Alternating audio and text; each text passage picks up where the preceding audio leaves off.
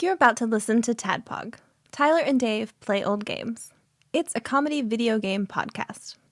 We would like to stress that the hosts are not experts and are really just very crass commentators. Seriously, this is an explicit podcast that happens to talk about video games sometimes. So please enjoy this pretty okay podcast with Tyler and Dave.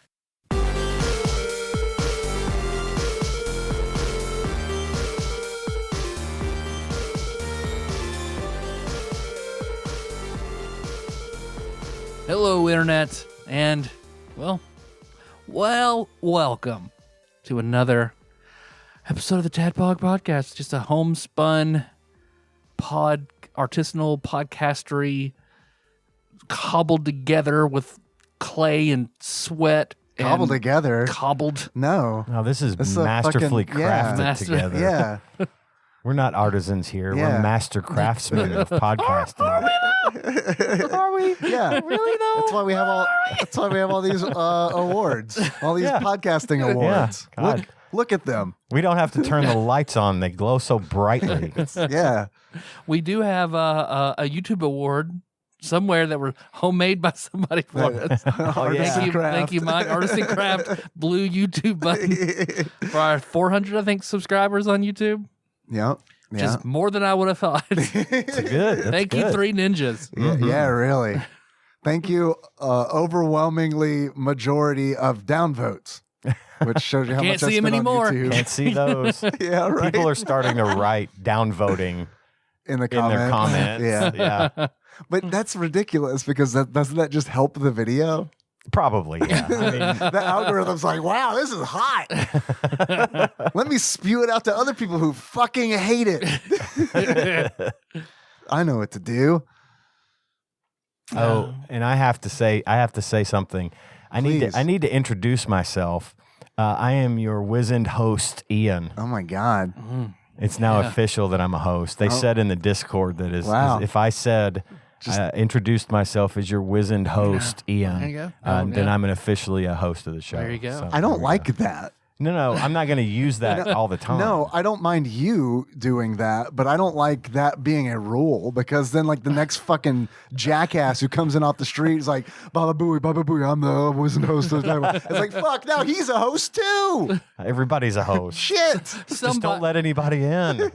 Some asshole who might have had the last name as a fruit could have wedged onto the show, made his way in, and then said, I'm a host. Just like you said, that could happen. So you're right. Not a rule. They were riffing on the whole Terrified Michelle call thing that we had where she was saying something about me not being a host, and Oh, yeah. they were I talking forgot about that in the discussion on Yeah. Discord, and then Dane said when he introduces Mr. himself Puzzles? as yes, Mr. Puzzles, himself? he introduces himself as wizened host, then it's official. So. I motion that Ian be considered wizened host Ian. Any seconds? Oh wait, should I do that? I don't know that you can't. I can't do Well, you're that. a host, so I guess. I guess. I guess. I want to keep being wizened sage, but Yeah. I just had to say that as Wizened sagacious host Ian. Oh, that's Ooh, rough. That's a tough one. That's a tough one. I like wizened host. Sure. How about grizzled host? Ooh. Now I do like grizzled. Oh, host. there you go. You're grizzled host. Your grizzled host. You're rough spun grizzled host. Your drizzled toast. It's the only way to tell. I like drizzled. Baby. Drizzled toast is pretty good. Drizzled toast, Ian. Changing my name on the Discord server tonight. And Right now I'm Wizened Sage and Dash. Yeah. Yeah. Yeah, you're gonna make everybody wait until this comes out on Wednesday to know what the fuck your name change is all about. Drizzled toast. I'm making you a little powdered toast man picture for my There you go. avatar. There we go. There you go. Or just his buttocks. Just the buttocks. Yeah. It's the part that matters. Yeah.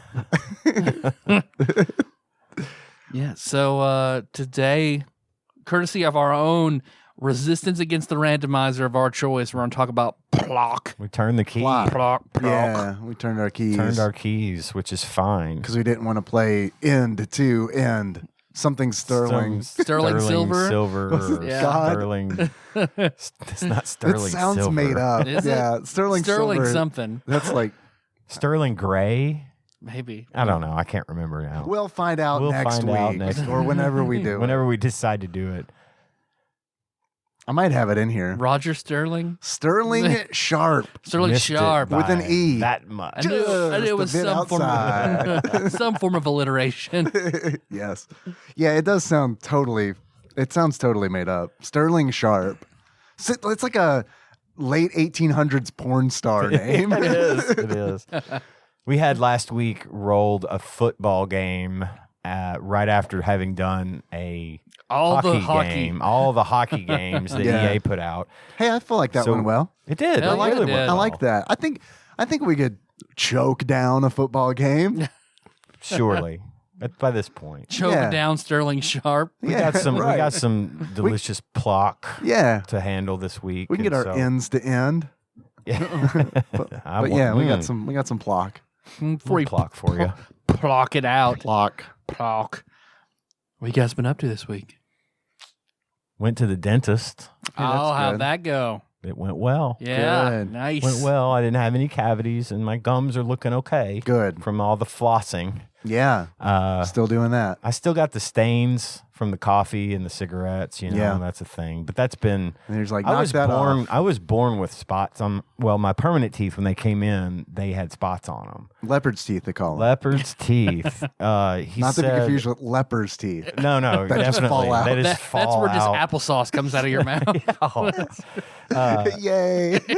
No, it was Hot applesauce. just drizzling out on the toast. That's in Eliza Loch Lamora. That's one of their cons they run. Is they would get a suit and rubber band off the sleeves and fill it with like hot applesauce and pretend to be lepers, so no one would touch them. They can kind of walk in or get around the guards and stuff. It's a lot of trouble to go to.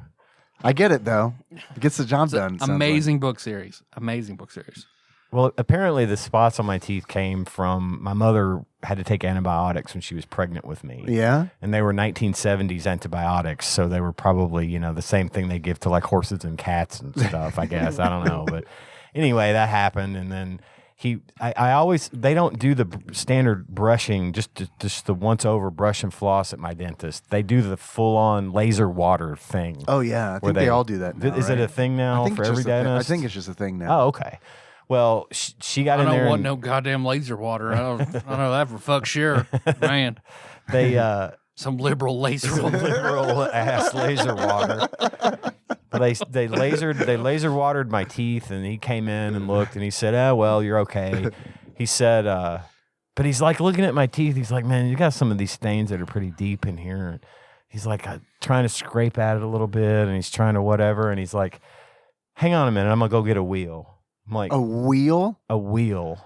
Like a pizza wheel? Like one of the cutters? I didn't know what to think. I was like, a color wheel. Okay. A color wheel. I bet it was a color wheel. He gets up. He runs back into his. This guy's like, go all the time. The wheel of fortune. How much is your bill going to be? Yeah. Back into his office. This is Inspector Gadget. Yeah. You know how they say you should never. The old joke is. You should never pick at your teeth with a metal hook or something, because you could. But then you go to the dentist, and that's exactly what they do, right? Yeah. And one of the other things they probably shouldn't have to tell you. Well, that's true. Yeah. One of the other things they shouldn't have to tell you. I saw you start to make. You thought of a joke, and then you restrained yourself. Nope, I'm good.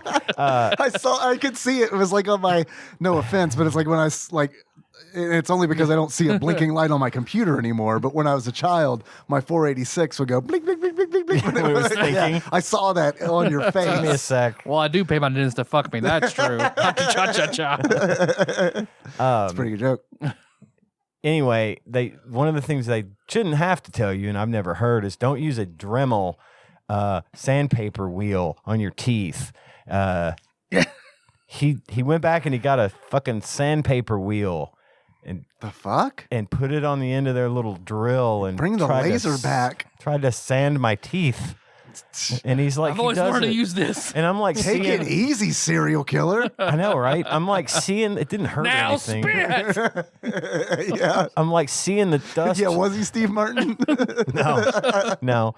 But I'm like seeing the dust from my teeth. Oh, that's fun. coming That's up, good. and, you know, the big bright light, and I'm like, Site under construction. he's sanding my teeth. I'm like, Yeah. stop sanding my teeth. He's like, well, I said, no, you know what? I can live with this. Just don't put the sandpaper on my I'm teeth already married. anymore. It's fine. I'm She good. knows. She knows about stained teeth. It's good. It's fine. So, and I thought they looked fine after they got the laser water treatment, you know, everything else. But he just picks at it, you know, trying to, whatever. So the other thing he says is, so I've got this bump in the top of in the roof of my mouth. Okay, like describe it. How Too big much is it? hot It's pizza about the for size 40 of years. It's about the size of a small walnut. Oh, that's where your prostate is. You found Right. it. You just miss it. That's your second that's leak the trigger. second leak trigger. Just drool pouring out of Ian's mouth. We just, This is like, check this out. someone does No one's ever done that before. like the mankind style mandible claw. Yeah. I'm gonna make you come out your nose. I don't know how I got pregnant. We only did oral. So it's the opposite of cleft palate. You know, in cleft palate, the bone doesn't grow together. Okay. At the roof of your mouth, you've got the soft palate problem. They gotta join that together so that you're not like poking up into your nasal cavity and your sinuses and Right. stuff when you whatever. I've got the You got opposite. too much bone. Too much bone. A lot. It's a good problem to have, Apparently, right? I guess. Kloofed. He said Kloofed palate. apparently a lot too much bone. And I mean, it's been there my whole life. So I never even realized it wasn't like But now normal. I'm like tonguing back in my mouth and like It's huge. I'd show you, but I don't want to. that's fair. Okay, that's fair. That's fair. I get it. It's huge. I don't want to show Because you. now I'm You'll feel bad. self-conscious about Right. it. You'll feel bad about how big it is. Well, I've been self-conscious about it for years because my second wife, Laura, she pointed it out because she's a speech language pathologist, so she knows all the explains mouth and and throat also things. awful. Right, So take that in consideration. in a lot of ways. Hey, let me tell you what's wrong with you. Right? She'll do that. But anyway, so I've been self-conscious about it ever since. And I finally got around to asking the dentist because it was 16 years before I went to the dentist after that. And then they told That's me. normal, right? Yeah. I mean, I Yeah. It's definitely totally have done normal. That. Absolutely. They told me about this. He says they called it a tori. He called it a tori. I don't know how that's spelled or whatever, but he said, yeah, some people have it. It's just an overgrowth of bone. It's nothing to worry about unless you need dentures. So you need to keep your teeth. And I'm like, why? Well, apparently if I ever need to get dentures, it's going to be very hard to fit me for them because of this big thing in my mouth. Your saddle horn. Yes, it's a saddle horn, my tori. And he says, That sounds powerful. it sounds powerful. Fucking Tori. Look at that dude's fucking Tori. Dude, I French kissed Ian and that fucking Tori. I Good could lord. feel it with my tongue. Yeah. He It's like I was playing says, Hungry Hungry Hippos in there. I do as the Torah I command. he said It's not my as fault. nonchalantly to me as he said, basically, I'm about to sandpaper your teeth. Oh, they'd have to probably go in there and remove that bone, a bunch of that bone to get it fit. I'm like, remove the bone from in the roof of my mouth? Yeah. Thanks. But if I poke that thing with a Dorito, I'm in pain for a week. Stop doing that. Fuck that. And You know what they call this in the dentist industry? Scare tactic. yeah. You're letting this Yeah. dentist push you around, man. He's just trying to make sure. He's just trying to get me to quit smoking. That's what it is. Well, that's not going to make it go down. No, is no. But it'll keep me from having to have dentures. You're not my lung dentist. says. Back the fuck off. Right. But he did say it was the biggest one he'd ever seen. So I got that going Hell for me. yeah, which man. is nice. So yeah. That Congratulations. was my visit to the dentist. I got dremeled on my teeth and told that I had the biggest tori this man had ever seen. That's good. That doesn't happen every day. No, it was an That's adventure. two almost Jewish words. I know, right? It sounds very Jewish. Yeah, Tori is almost a Jewish word. And your Dremel. yeah. Dremel. Yeah. It hurt my Torah. It sends my teeth to clay. I don't know. I got my Retroid Hey, look at Pocket that. 2 Plus today. Oh, shit. I have no games loaded on it yet. Mr. Big Dick Pie Baker Chris Vaughn is working on that for me. He's sending me the thing, but I thought I'd pass that around. For Yeah, you. man, that It's- looks nice. I It's think you dressed should- up like a Super Nintendo. I know. I think you that's should good. watermark every screen with a giant dick and a pie. I agree. Big dick pie. I don't know why he would doesn't be do that. I would I'll mock that design proudly up for display you. that. Perfect. I'll give you a free graphic design hour and I'll do that for you. Perfect. So I know you were worried about the buttons, but apparently they're good. Yeah, they feel like they're pressing Chris in. told me that the buttons on this particular model, which I don't know if I mentioned this before, they're painted to match the button colors of the Super Nintendo. Yeah. Instead of dyed.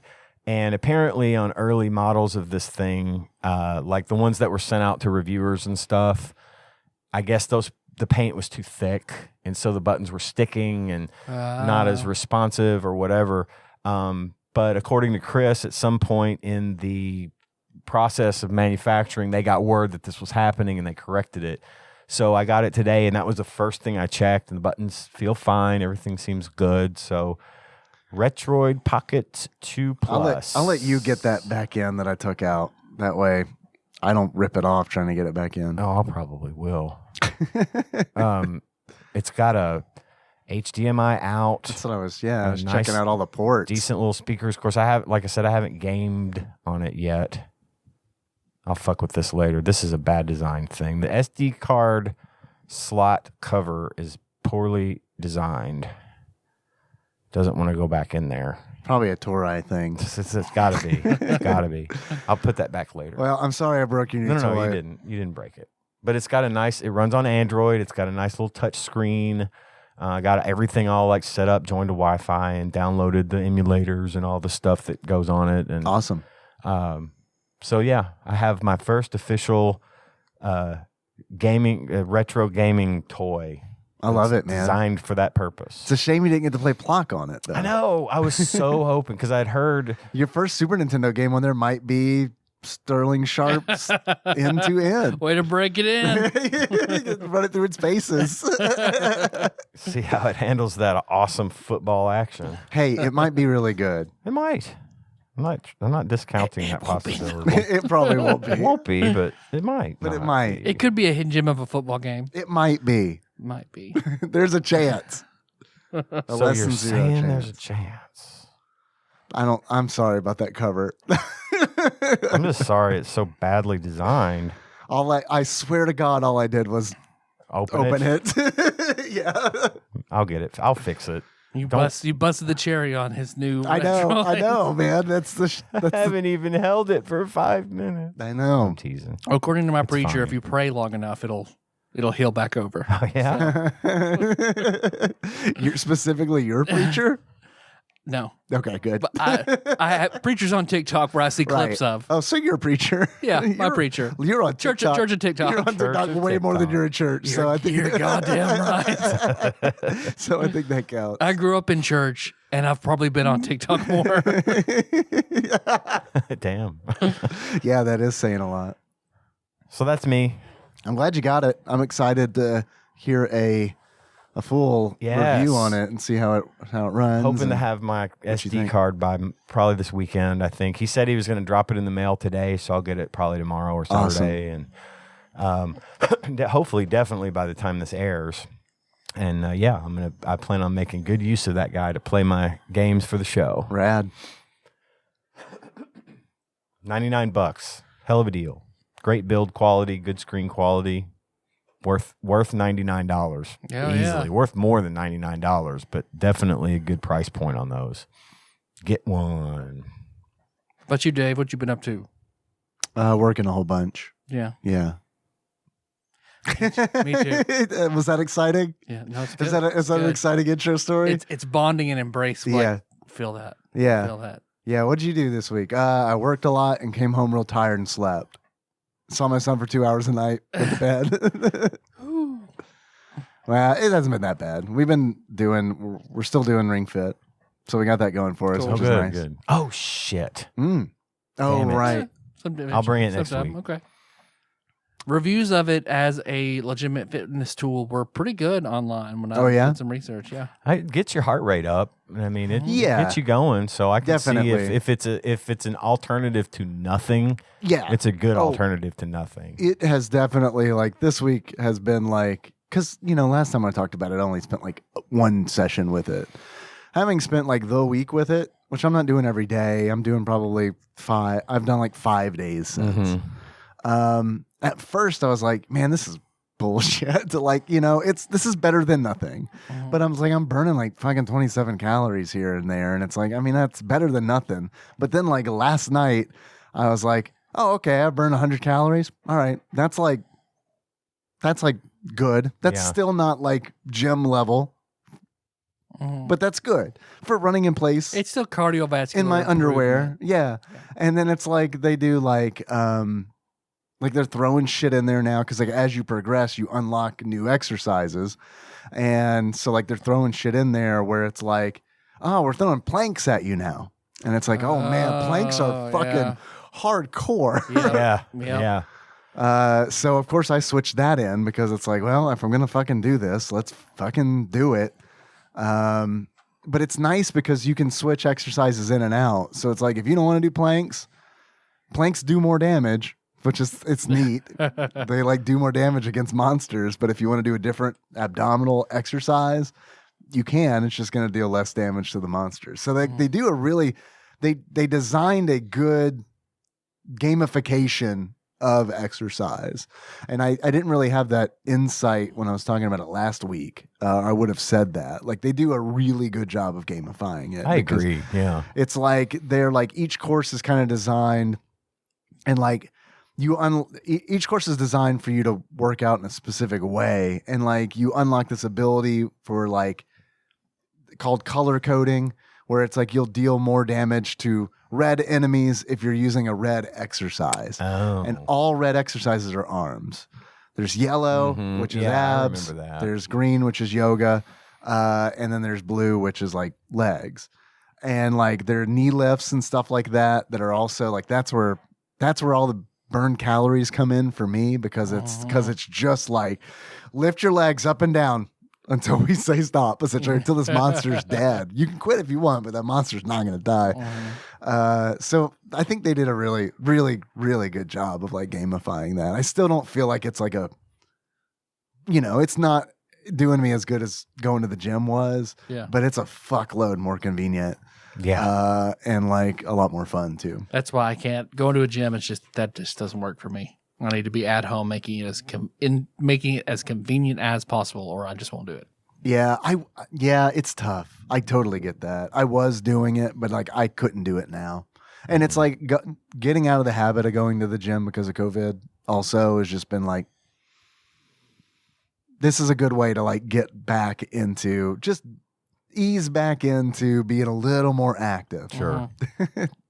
And it's like I feel it, which is just a testament to how out of shape I was probably. But it's like after doing those planks yesterday, planks for real. Like this morning, fuck and around. even like just flexing my abs now, it's like, oh yeah, I did planks. That's right, I did I planks. seem to remember, wasn't there a thing where when you're running, if you squeeze the wheel together, it puffs out a laser beam or a puff of air or something? Yeah, a little puff of air to get like break box crates and stuff like that. Yeah. You can pull on it too to like use it as a vacuum. Oh, that's right. Yeah. That's neat how they did it. Yeah, I think it's great. And like Henry's still being into it and Nikki's still being into it. It's like, okay, this is good. And it's like that's a huge win for me. Just for Henry's pretty active. Nikki is about as active as I was, which was not very active at all. So we're getting back into this shit slowly. I'll get it. Because I've kept to my calorie count so far since the year turned. That's good. That is you haven't good. gone over at all? 43 calories one day. That's really, on really, Melissa's really birthday. good. So That's really good. other than that, it's just been trying to find everything to work out. So I'm on that calorie counting too again. For now, once I get to, I think 5 more pounds gone, I'm going to go back to just maintaining. maintenance. But yeah. see, the problem with maintenance is that's when I get lazy with tracking calories. When I'm trying to lose weight, I'm fucking vigilant with that shit. But when I'm like, all right, I've reached destination weight, then I just like, well, I don't really need Fitness Pal anymore. I can eyeball this. And then it gradually over time gets worse and worse and worse because it's like, well, this is only a little bit more than I ate yesterday. Yeah. I only had 1 Big Mac yesterday. I have 2 today. So I'm glad to hear that you're that you've been good. So far, I just gotta figure out how to get the workout in. Yeah. So It's tough. But I think, honestly, like, I don't know if you like Ring Fit because, like, I know you are way more into, like, weightlifting. Yours is Yeah. strength training. My body responds very well to strength training. yeah. Being a dwarf, that is how it goes. Yeah, so I don't know how you'll feel about it. You know, I'm the opposite because it's like I like doing cardio and my body responds well to that. Yeah, that's the same for me. If I'm doing any sort of regular cardio, I could start burning weight off like crazy. Yeah. Yeah, but like I don't know, weightlifting has like even when I've done it and it's like, man, I feel stronger. I do not look any different at all. Yeah. Like I mean, it's just like but like Brandon was telling me this, like when he started lifting years back, he told me that it was like he was on, I guess, the subway, and like the subway kind of like shimmied, and he caught himself on the pole, and it was like, oh, that was easy. So it's like I can kind of, when I lift, I can feel that, like I can feel some of the strength, but it's just like look exactly the same. Not any bigger or more toned or anything like that. It's just I just feel like I can perform menial tasks more efficiently now. I remember when I was going to the gym pretty regularly. I think me and John and a buddy of ours from Systems, we would always see you. I used to see you guys Fitness. Up there. Yeah, I did that for probably about 6 months, 7 months of just regularly going twice a week, and it was. I would do a little cardio, and then I would do some strength training, and I remember probably about 4 or 5 months in, we got a new washer and dryer, and I picked up the old washer and moved it out by myself. God damn. And I was like, fuck, I can pick up a washing machine. That's the old Torai kicking in. Yeah, it is. The Torai power. And I was like, wow, I am actually stronger because there's no way I could have moved that thing before. Yeah. Now I can't. Nor could I do that now because I haven't worked out in forever. But maybe it was that like car fell on your baby mom strength. Could be. Maybe I got that adrenaline rush. I don't know. I get there if I get angry enough at something. Yeah. It was remarkably not difficult to move that thing out. So yeah, it does. But I didn't look any different either. Looked the same. Because, well, I mean, there's so many different types of strength training, like training for like functional strength. I mean, you'll see changes, but not like a bodybuilder, not like training for hypertrophy. Mm-hmm. And hypertrophy training is you'll look bigger, but man, you put a bodybuilder against a functional strength hypertrophy. Ultra trophy, then hypertrophy. Megatrophy. Super trophy. That's the order. But like a bodybuilder is going to get his ass beat by a functional strength guy. Like what do you mean? Just lifting stuff? Yeah, they're just. I mean, you can just train. You're going to be strong, but you can just train to make your muscles bigger. Yeah. Without like increasing, increasing, because once you start to lift, you won't see anything for a while because it's your body just getting more motor neurons before it's building more muscle. Mm-hmm. But then there are also things you can do to, you just increase muscle size, but not necessarily like, the strength in the muscle. Gotcha. So that's why a bodybuilder, you should be super fucking strong. Yeah. But not as strong as somebody who's just training to pick heavy shit up and move it. Right. Well, and that's what you see in some of those like strongman competitions. These guys look like they just rolled off the pickup truck and had a 6-pack. They're not like big. Yeah, world's strongest man people they just look like regular average. They're big dudes usually, but usually they're just big dudes. Not like you don't see their muscles. Tanya's father was that way. He was a big fella and didn't look any more powerful or strong than anyone else. But boy, he was so fucking strong. He could break things with his bare hands, or like Mr. if he ever Burns style. Yes, if he ever like grabbed my arm for something, I'd be like, you knew it. Damn, dude, this dude had a grip in his arms, but you wouldn't know it by looking at him. Just like those guys that are like, eat. Yeah. You're not going to look pretty if you're strong. You have Right. to fucking eat. Yeah. yeah, and they're out there tossing capers and stuff, and it's like, they're fucking ridiculously strong. They just don't look like bodybuilders. Yep. So I can see what you mean by the difference. Because in what body Norse types. Thor, like the actual depiction, like huge fucking gut, man titties, like, but that's what strong Vikings fucking looked like. More like So- it looked like Fat Thor from Endgame. Yeah. That was actually a more accurate depiction. Fat Thor of should have been stronger than regular Thor. I mean, at that time, he did kind of fuck around with Thanos and win. So I guess maybe there's some truth to that. So all that like I don't know, knowledge that you just dropped kind of tells me, you might not like Ring Fit. Well, your It's like- kids might though. Yeah. I want to balance strength with cardio, though. Yeah. Because you need both, especially like. I mean, I want to look better and lose fat, but I mean, I could be all big, but I want to be able to like You don't want to be winded. keep up with easily. Kenna when she runs, be able to catch Jack and not just fucking be what is it? Because they even talk. There's a form in Dragon Ball Z called Ultra Super Saiyan where they get huge fucking muscles and they're incredibly strong. They're stronger than Cell, who they're trying to fight, but they cannot fucking catch him. They cannot. They're not. He beats their asses. He's not as strong, but no one can fucking catch him. Right. So you realize, just having big muscles isn't really working anymore. And that's how that episode of That's how Dragon Ball that went. I'm Prince Vegeta, King of all Saiyans, and I got these muscles. Fucking fast guy.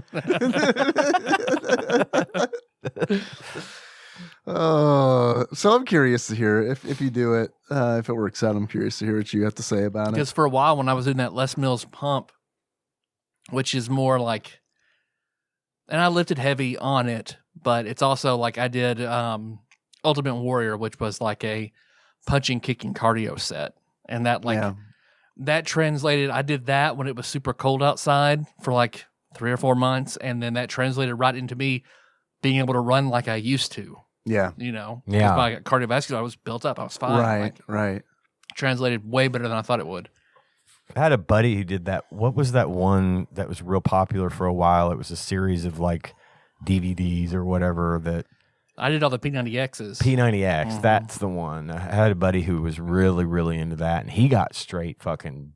I did P90X, P90X2, and started P90X3. Yeah. I did all those all the way through, and I would run 4 miles on top of it. That was probably when I was in peak shape. Peak condition. But that's all I fucking did. That's one thing he Like- did say. It was just all consuming. Yep. You know, you have to dedicate so many hours per week to this, where it's just like, what the fuck am I? All I'm doing is exercising. I would go to school, come back, work out 2.5, 3 hours, then worry about food and everything like And that. you had to fucking. That's absolutely load up. an impossible thing to do now. You lost, nor would I want to. You lost me at exercise for 2 to 3 hours a Oh, day. yeah.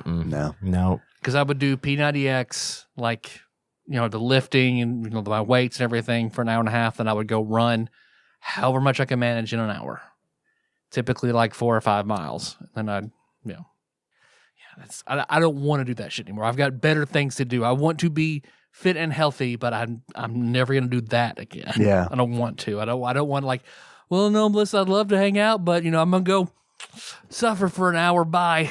Yeah. Fuck that. You don't want to take the joy out of your life. So if I could do- what there is, for me, Because I'm going to Body replace Beast- what little joy I do have with exercise and stuff. If it makes you feel any better, you're speaking for me too. There we go. Sex? No, I'm gonna go lift some weights in the garage. I'm gonna put on a video of very big, shiny men and lift some weights.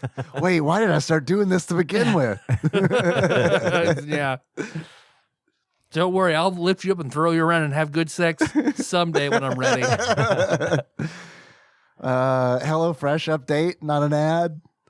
It's really working out for us. Nice. Yeah, Perfect. it's been really, really nice. It's been good. Like not just the food has been good, but like the saving money has been nice.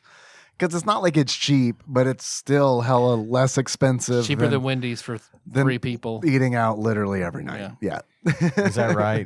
We've been talking about getting into it as well, and I was anxious to see how it was going to go for you. Yeah. I mean, your mileage may vary because like I don't know if you're we're not very thrifty when we eat out. It's usually just kind of like, oh, it's a treat, right? This is a treat that we have that we do every day. It's a treat, right? Well, let's spend a little money. No, we don't. We don't like dollar menu it. No, by no Oh, means. okay. I was about to say, yeah, because if you're doing that, which you can do, I mean, you can. If I'm going, I'm going. You know, I get the things I want, and not say, well. And Tanya's very picky about that stuff too. So we don't compromise. If we go to McDonald's, we're getting what we want, and it usually comes close to $20 fucking every time we go there. Yeah, it's fucking wild. And we don't most For like of the time. $2 more, you just go to Longhorn. Or Exactly. Like, it's not wrong. And we were talking about that last night because I went to Dairy Queen to get some burgers and some chicken. Dude, Dairy Queen is super it's fucking so bad expensive. anyway. And Colin spent the night last night, so I had to buy food for him.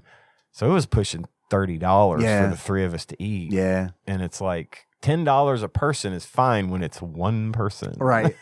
Yeah. Not when it's three. And we do that, maybe if we did that twice, that's $60. Yeah. That's a lot. Yeah. So there's leftovers too with HelloFresh. Yeah. And it's like I'm trying to get better about because yeah, you're not going to have any leftovers with your spicy chicken sandwich combo. right. Yeah. So like Henry's been eating some of the leftovers, which has been nice. You know, when he's not at school, like on the weekend, he'll eat like some leftovers for lunch. And I've been trying to do better about not fucking getting Jimmy John's every day. Yeah. Which is fucking hard to do because it's like, man, I've been working hard. Delicious. It's Jimmy time. I'm gonna treat myself once again. It helps that I work where I do. So Yeah. it's just, You got I can food. Just, You got food. And it's like, oh, I can get a salad. Oh, what'd you make today, Casey? Oh, broccoli. Okay, sure. All right. Sounds Yeah, good. that is good, and you don't have to pay for that, right? Nope. If I'm strategic about it. Right. So, like, if I were to, Sneaky, it's the same rules I lay out for everybody. It's like, You can graze. yeah, you take whatever's on the patient line. When after we serve all the patients, whatever's there, cool, free for the taking. Out in the cafe, you can eat X, Y, and Z for free. You know, so I follow those same rules. So yeah, we pretty much just been for the job. Cool. Watched a neat show this week. Yeah. It's a new one on Netflix called Archive 81. Have you seen this thing? No. It's about this guy who his profession is around restoring old tapes, like old media, audio tapes and film and things like that. And Does this go into the paranormal? Please tell me. It Oh does. yes, absolutely Nice. goes Good. into That the was helpful. paranormal. As soon as you said old tapes, I was like, oh, you heard a ghost. Well, there was Mostly snuff porn, you know, I'm that he still finds. in. It's like, oh shit. I'm still in. Keep talking. he gets commissioned to do this project this woman had been working on her dissertation for the people that live in this apartment building in New York called the Wisser. I think it's the Wisser was the name of it. Anyway, but the apartment building burned down. They recovered the tapes and they were intact but damaged heavily. And it took them forever to find these tapes, but they got them, and then they hire this guy. They say, you got to go up to, it's top secret stuff. We don't want anybody to hear about it. You're going to sign this non-disclosure, and we're going to take you up to this house in the Catskills where you will be by yourself, and you will have the state-of-the-art equipment to restore these tapes. And Catskills, that's a UO server. yes, it Does is. this happen on Ultima Online? It did. But he goes up there and starts restoring the tapes, which honestly, that to me was one of the most fascinating that's parts interesting. of Sure. the show, I get was that. watching the process. Sure, yeah. Because you see it a lot. He gets into it a lot at the beginning, and then towards it's like 10 episodes, I think, and it doesn't really focus that much on it in the later episodes. On the But restoration part. they kind of give you an insight to what his career is. It's really neat to watch. Cool. Is this modern day or is Yes. it like, okay. Well, yes. Oh, okay. Oh, Ish. okay. Just give it a watch. I want to now, yeah. It's good. And some people say you shouldn't binge through it, but I personally think the show was designed to be binged. It It's on doesn't. Netflix. It gets started immediately. It doesn't let up. Like, it doesn't really ever get boring, and it doesn't seem too like contrived or making excuses for itself. They just tell this story, and it is what it is. And I really, really liked that about it, because we got through the entire series in one day. Just Didn't get like that fatigue you get of binging a show where it's like, okay, I have overdone it. I need to back off. The old Dave stops watching Breaking Bad. Yeah, that thing. Don't try to do that in one Melissa day. has no such limiter. It's our comfort show. Watch it all day long. Yeah. We didn't have I that can't. burnout. We started it on like Saturday last week and watched the whole series except for the last episode because it got too late. We watched the last one Sunday, but yeah, hell of a show. Great watch. I highly recommend it. Cool. What's it called again? Archive 81. Archive 81. A little derivative from Archive 80, if you ask me. Yeah, give it a look. Melissa and I watched Chernobyl. Oh, that's a great show. I've heard it's good. I watched that really one when good. it came out. I just remembered everybody talking about it. I downloaded it and we watched it. She was like, holy shit, this is awesome. They put such a laser fine pointer on how utterly fucking disastrous that was and how utterly fucking inept the people that made the decisions that ultimately led to that. Yep. That was a really fucking great show. It is. I highly recommend. It's only like 5 episodes. Yeah. 5 it's hour long plenty. episodes. It's plenty. I'm sorry. I'm too busy watching My Dress Up Darling. Yeah, you heard it, right? What is that? I've never heard of that. It's the new hot anime. Oh, yeah? Yeah. Supposedly it's getting pretty big online. I heard about it on our Discord. Okay. And because I was like, hey, Nando, your avatar is different than it used to be. It's no longer Comey. And he's like, yeah, it's from this anime. I was like, all right, I like pervy anime. I'll watch this. So Nikki and I have watched, there's 3 episodes out. We've watched it. I recommend. It's pretty good. Cool. Yeah, it's pretty good. People like, it's wild to me. This is going to sound crusty and curmudgeonly old man bullshit, which a little bit of it kind of is. But like hearing because I've watched some YouTube stuff about the show, because it shows up on my algorithm and I'm like, let's see what people are saying about this. And it's like, man, anime is mainstream when people are making a huge fucking deal about this. Because it's like, dude, I remember when I was 13 years old and it was just the fucking Wild West out there. Where it was just like, yeah. So I don't know. Not to say that it's still not the Wild West. I think it's just to say that it's the Wild East. it's just mainstream now, which is a good thing. Yeah. See what you did there. I have no problem with that being mainstream. Yeah, I think it's good. Gates but it's open. Come on in. That's right. I'll go to that part of Suncross mom doesn't let me to walk back to. Right. Speaking of animation, there's one other thing I wanted to bring up. I don't know. Did you all ever watch the Clone Wars, the Star Wars cartoon? I've seen I clips. started to watch it because I was on this stupid journey to be like, I'm going to watch all the canon Star Wars things. And then I was like, oh no, I have to watch this whole show. It went on for too I know. long. It went on- and you can skip gigantic chunks of it from That what I understand. totally makes sense. And I've watched most of it. I kind of tapered off. I got bored. Yeah. It was the same episode every week. And Sure. I made it through a couple. yeah, it was enough to get the idea. And I'm not for saying me. it was bad. No, I could no. totally see it was doing, it just wasn't for me. It Exactly. was written for a different audience. It's true. And it's like, I don't have anything against it. It's Yeah. just after The Force Awakens came out and I was like, I'm on a quest. I was like, okay, I'm stopping. I did sort of the It's same like how thing. Majora's Mask and stop my Zelda quest. right? Yeah, Exactly. Are there water Me too. dungeons in the Clone Wars? Well, I had done the same thing. I got on this quest of getting into the canon, and I watched 2 or 3 seasons of Clone Wars, and then it fell off. But That's a lot of seasons. It of is Clone because it Wars. was like 20-something episodes. Yeah, per yeah. season. Those are They- big. Yeah, they they're cranked them out. Garth Brooks. Yeah.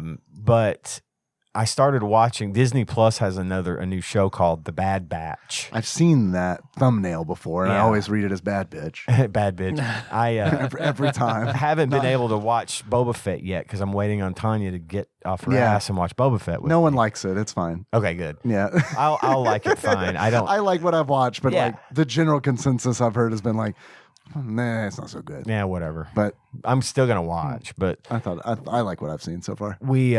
I just have been looking for something to watch on my own, so I picked up Bad Batch and started watching it. Yeah. It takes place right about the time in the first episode is when Order 66 is executed. Okay. And there are 5 clones that were different than all the others. They henceforth referred to as the Bad Batch. Gotcha. Of clones. They Right, had right. different, one of them's strong, one of them's tech savvy. They've got kind of sort of the We didn't make you motherfuckers to be strong and smart. right. The fuck's wrong with you They guys? were experimental in a way to see how they could improve on the design or whatever. And these were sort of a batch of the byproduct of clones that weren't just like Rex and all the others and Jango Fett's, Right. actual DNA. They still are. They've just been enhanced. They just in spliced it whatever with frog way. DNA. Yeah, exactly. Dino DNA. Thank you. But I love hearing that. I do too. I love saying it. Yeah, it's fun, isn't it? But they when Order 66 is executed, they have just come back from completing a mission and bailing a bunch of regular clones out of, getting their asses handed to them by a separatist droid army. Right after that happens, Order 66 is executed, and they all turn and fire on their Jedi commander and killer. But the other guys, the Bad Batch guys, don't know what the fuck is going on, because apparently they... Oh, we thought you said Order 69. Fuck. We were off in the woods all year doing our thing. Oops. Well, they never got the order. They were never pre-programmed with Order 66, so they didn't know what was Because they were going experimental. on. And so they saw this as a what the fuck, this is wrong kind of moment. Yeah. And they escape, and then adventures ensue. Okay, so they're But really the good batch, is what The you're saying. good batch. Yeah. See, I think that's what the name is supposed to be, is a little irony. Yeah. But think anyway, you're right. I was, despite the fact that I got burned on the Clone Wars really fast, Bad Batch was a little bit more for a mature audience. I mean, motherfuckers are getting shot and thrown off of cliffs and killed. People die at the hands of these guys. It's more of a... You could tell that they're kind of going to the same audience that watched Clone Wars, but now they're 10 years older. That audience is older, sure. Yeah. Yeah. Cool. But yeah, I liked it a lot. So if you're a Star Wars fan and you kind of like the Clone Wars, or you like the prequels and that sort of thing, I'd give it a watch. Cool. I really enjoyed it, and I'm not typically that guy. The prequels. I don't want to open the whole fucking big can of I was worms. about to ask a question about that anyway, so go ahead. But You can talk a little Star Wars. I'm down. But I think the older I get, the more I'm like, I'm okay with the general principle of the prequels. I just wish they were better movies.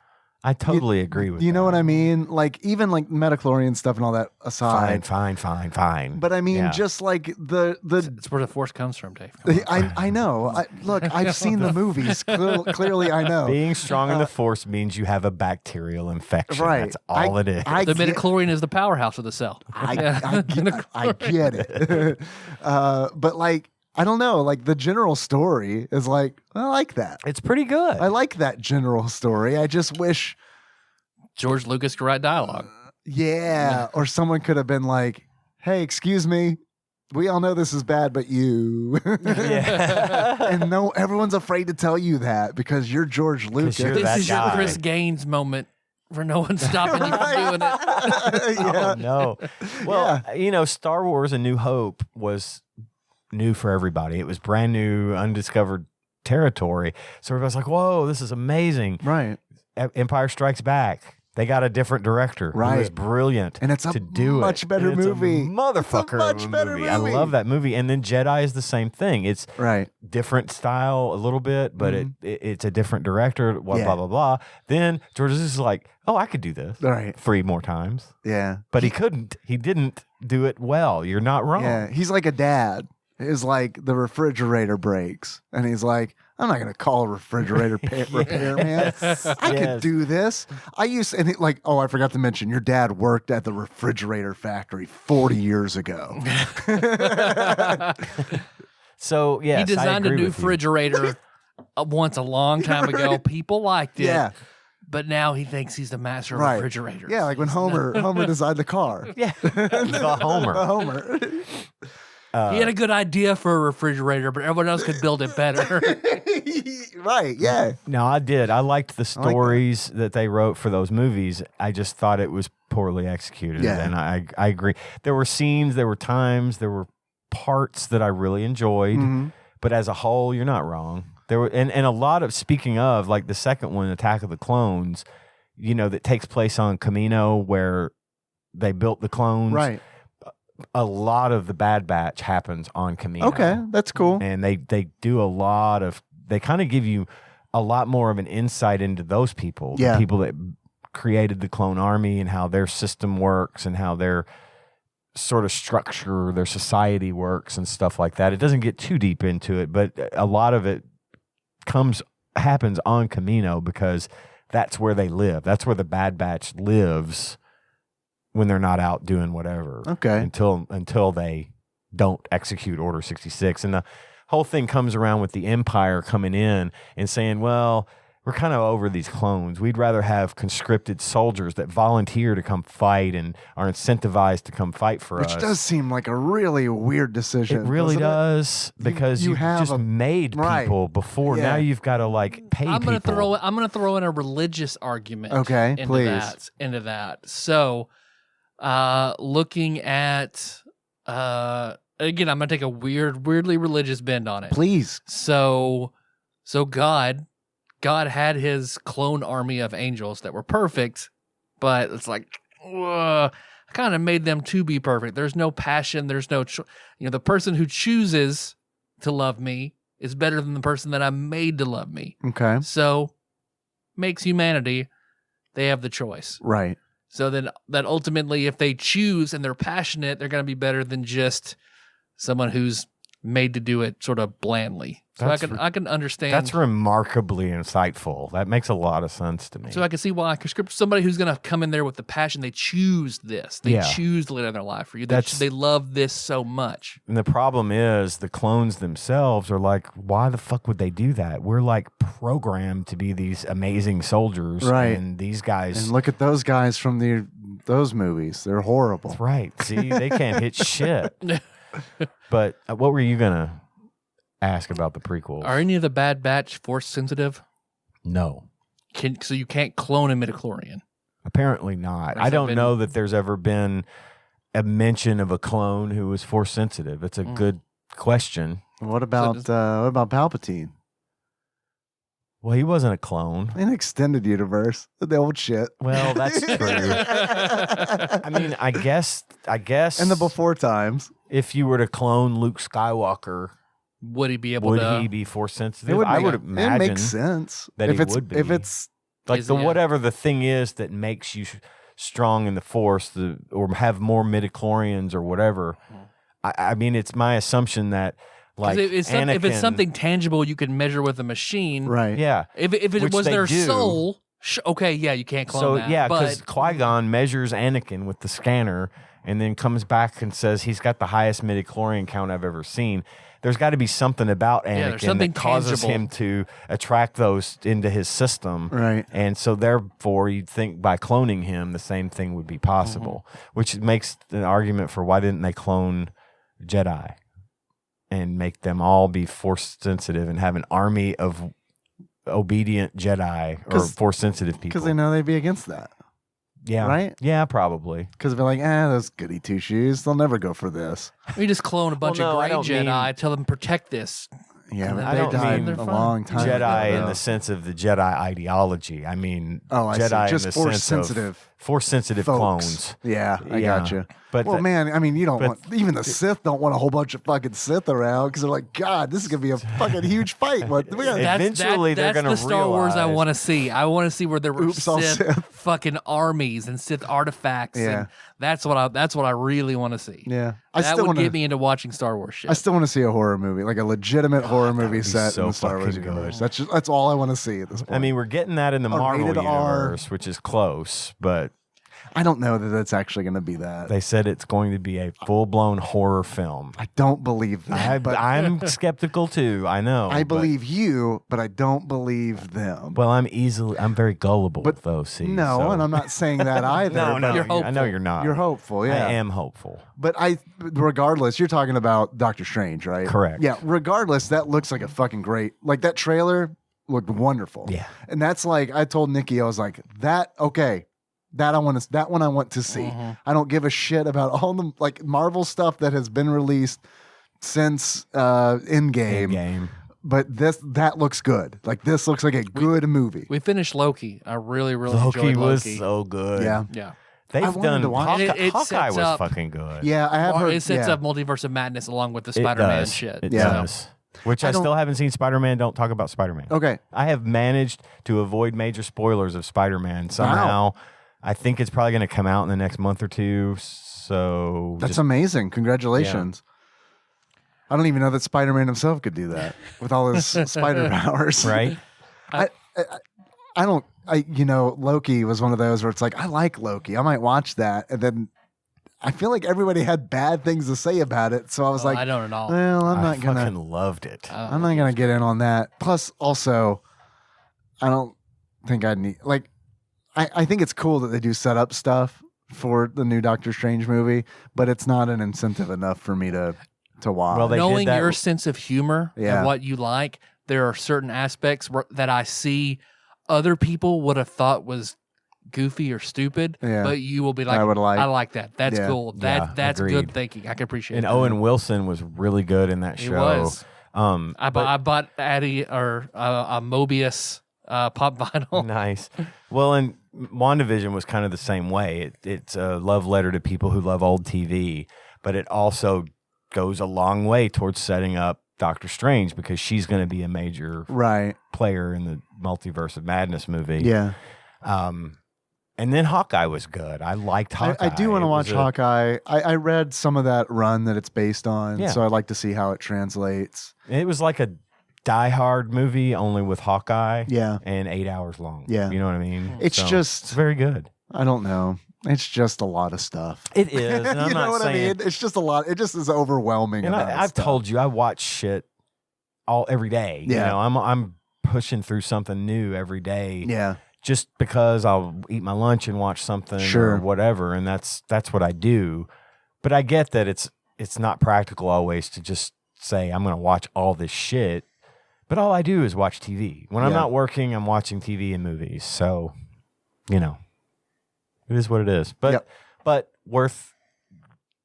Some of these things are definitely worth putting on your list for whenever, just whenever you feel like it. Because I agree with Tyler. I think you'd love Loki. I'm sure that I would. Honestly, Mhm. like, I mean, and this is like, if I were living a life that allowed me to watch stuff more frequently, I'm sure that I would watch this and Yeah. really enjoy it. But I mean, When we all end up getting COVID eventually, yeah. check out Loki when you're stuck in a All room for a right. few days. Okay. All right. All right. Squad goals. Yeah. So I don't know. This happened.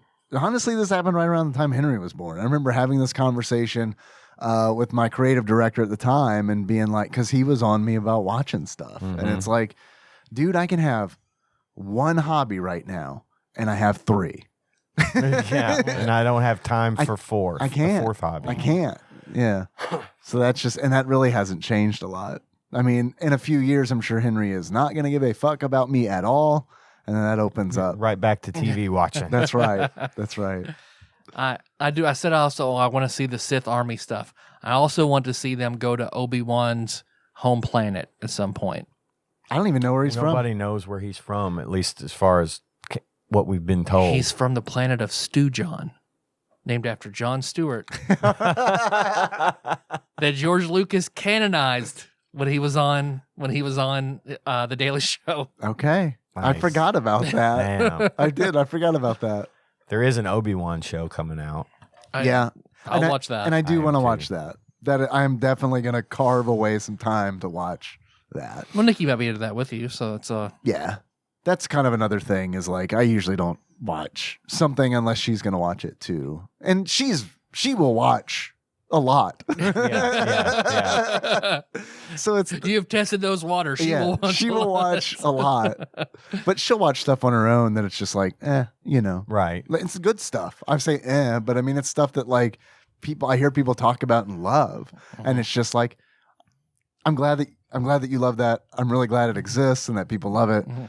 But man, I just don't Yep. I just don't care sometimes. I get it. I'm not I gonna get it. lie, I just don't care sometimes. You don't have to. That's the beautiful part of it. Yeah. I beat Minerva's Den. Hey, nice. So it was really, really nice to play through. Oh, new BioShock content to me Right. that I yeah. know nothing about that is on its own. Like It was really, really nice. Cool. And I really, really liked it. That's At awesome. some point, if we ever have like an extra half an hour or whatever, I'd like to do, I'll just run it down and throw it on Patreon. Just talk about Minerva's Den by itself. All right. And I've got those. I haven't had a chance to get started, but I did buy those games, so I'm anxious to It's a good play. carve out some time to play them again. I miss BioShock. I remember talking about BioShock, one of my first times ever being on the show. Oh yeah. Was just raving about BioShock and how much I loved it. So yeah, BioShock's a great game. See, I'm going to play through Infinite again because I've only played through Infinite once. Me too. Play through it, and I never did the DLC for it to where you go back to Rapture, like Oh, I as forgot Booker and Elizabeth. I Me too. forgot that Damn. even came out Yep. because I kind of got the way I got with Marvel stuff. Honestly, after Infinite, I liked Infinite a lot, and I played it, and then it had that ending, and I was like, well, that's all of the BioShock for me. Yeah. And it's not because it left a bad taste in my mouth or anything. It just felt like, okay.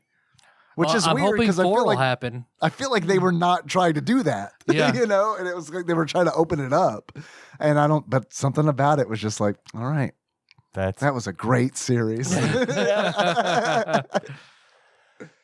well.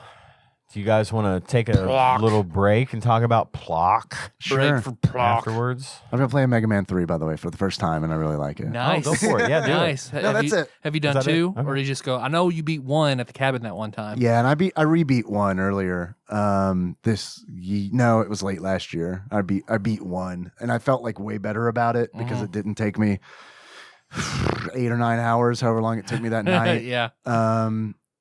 It wasn't a speed run by any stretch. This latest It run, was a fun run. it was a fun one. Yeah, and then I beat Mega Man 2 a long time ago. And then this is my first time playing 3. It's the game of the month on the TADPOG Discord. Oh. Cool. So I've only done one sitting, but I'm like, I just got to Wily's Castle, so I feel like if I can just do one more sitting, if I can just set aside enough time to dedicate another couple hours to it, then Because that'll 3 probably is be done. Snake Man, Gemini Man. Yeah. That was my first Mega Man. Was 3. Okay. Cool. It has the slide, which is throwing me off because Yeah. I am not used to that. But when I am used, for some reason, I keep wanting to. Because I can slide, I want to keep charging the Mega Buster. And it's like, that's 4. That doesn't come in until the next game. Yeah. So I feel myself holding the button down and being like, oh, right, that's right. That's not this game. So anyway, I just wanted to throw that out there.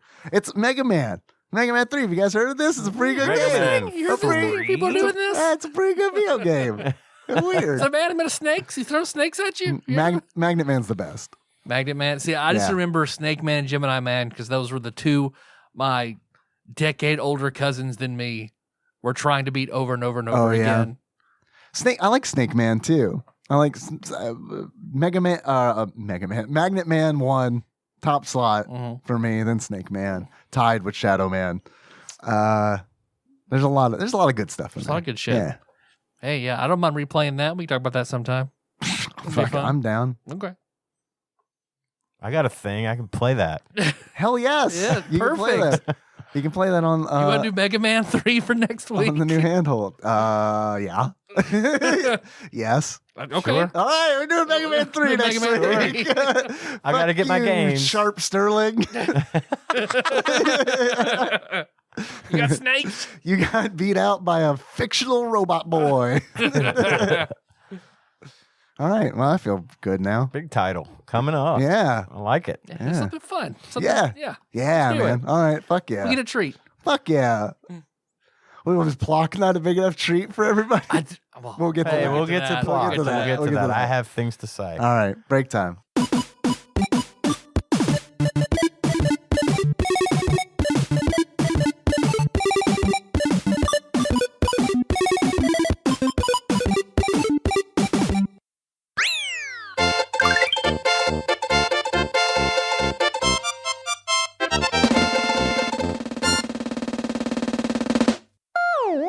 We're back.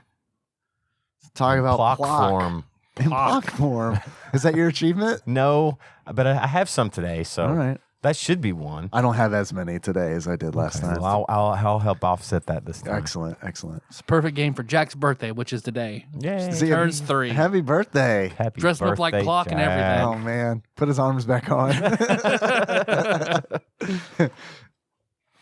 Well, Dave, do you hear that? Nope.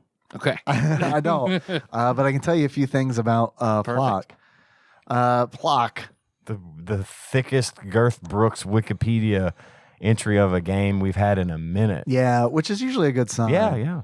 I've just decided I don't really like reading from the book from Wikipedia because what happens is I usually get to a point where it's like, well, we're just gonna talk about this. Yeah.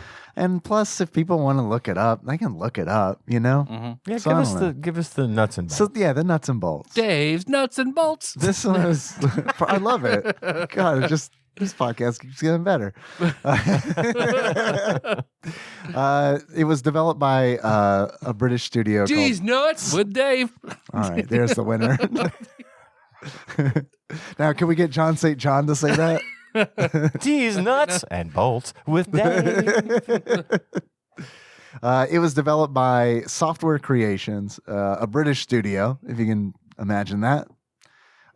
They also, I looked into what else they did because I was like, that name seems familiar. And then I was like, oh yeah, these are a bunch of games that I've heard of, but I've never played, except for Maximum Carnage and Separation Anxiety, which we'll get to that one day too. I'm kind of excited for that. I remember renting that one as a young teen and enjoying it because I was like, this is way easier than Maximum Carnage, but still kind of hard. Yeah. Trade West published it. This game came out in 1993. So let's all set our mindsets to 1993. It was self-funded. I thought that was very interesting. By brothers, I do not know. They're the Pickford brothers, not from Not from Piggy Palace. Piggy Palace. Other Pickford Thank brothers. God. They're 2 Canadian serial killers. Or maybe they are. You never know. That'd be weird, wouldn't it? If you ate sausage during the 80s, it was probably a dead prostitute thanks to the Pigman brothers. We call them block links, and you'll love them. They're made of arms. Arms and legs that were Arms and thrown legs. off. This gentleman's name is S.T.E. Stay? Probably. Sure. Stay, and they decided to get less creative with this brother, John Pickford. Let's name one child that'll have a lot of trouble having his name pronounced on podcasts, and then one that's very simple. It was developed by AIM. Not to be confused with the toothpaste you had as a kid. What happened was I just read a note that I forgot to delete from. No, That was confused with the toothpaste. That was as a confused kid. with the toothpaste. I yeah. let Melissa listen to that, and she was like, AIM toothpaste. I was like, if you saw AIM toothpaste in somebody's house, you'd judge them for it, wouldn't you? She looked at me. Yeah, man, bro. I was a bitch like that. Yeah. So are my friends. So yes, once again, I want to confirm this was developed by British studio Software Creations and not AIM. Not AIM. That was podcaster error. Sorry. And that's it. That's all I felt was honestly pertinent that we wouldn't end up getting to on our own. Yeah. So based on the box art, Yeah. what were your expectations of the game? Well, I for one immediately knew it was going to be a platformer. But, Sure. But that's kind of a drop in the bucket, right? I mean, There's a good So, chance if it doesn't have you're a high footballsman on it, it's going to be a platformer. footballer. Yeah. But I did think that it was going to be a little bit more boss heavy because all the bosses are on the cover. So I got a feeling that it was going to be a little bit more of a boss rush and less of a full-time platformer. As far as like how that delivered, though, the way the game played out actually was a little different than I expected. After you get through that first level and you go through into the next levels and the objectives The game you have, changes, yeah. the game changes, and I think for the better. So that was a pleasant surprise. But yeah, as far as looking at the art, I thought it was a cool looking box. It was a little crammed, but they had all the bosses and the bright colors, which is this game is very brightly colored and very, in your face with all that. Yeah. So, but it was all right. Yeah, I liked the box art. I thought it was cool. I would have thought it would have been claymation. Yeah. Clay Yeah, fibers yeah. or claymates. Like a platformer, a claymation platformer where the sprites are too big for the screen. Okay. I think that's Typical fair. SNES style. So exact, like look at this game. That's what I would have thought I was getting. Because on the box art, it's like done in that old school like Nintendo Power style where it's like we just made some clay models and took a photograph of it and then manipulated those photographs to make the cover. Like I swear to God, this looks like okay, and this is one of the bosses in the game. Imagine Dr. Robotnik. Yeah. From the neck down, Yeah. but his head has been replaced by the Rolling Stones' lips. Yes. Or to me, the Dairy Queen Dairy commercial. Queen. I didn't know which way to go, honestly. I was like, Oh, wow, this yeah. could go either way. Plok looks like he is okay, and so I know we're not to this point yet, but I got like Robot Chicken vibes from the box art. Oh yeah. Because Plok looks like he is the upper torso of like a He-Man action figure. Right. Man, that's good. That is good. And then like he's got like a claymation executioner's hood Yeah, it is. on as a head, and then like just not really attached arms and legs. They look like they're floating, which is very good because that's Plok. his weapon. That's him.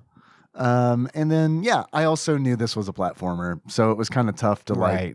think of anything else. I think the box art's I think it's good. I think it's indicative of the game. It is. It's eye catching. It's interesting to look at. Yeah, I've definitely seen worse box art For than sure. this and more misleading box art than this. Yeah. They got the fleas on here. Which I would not have immediately thought of them as fleas. No, they they look look like something out of Pink Floyd The Wall, like something you'd expect to be.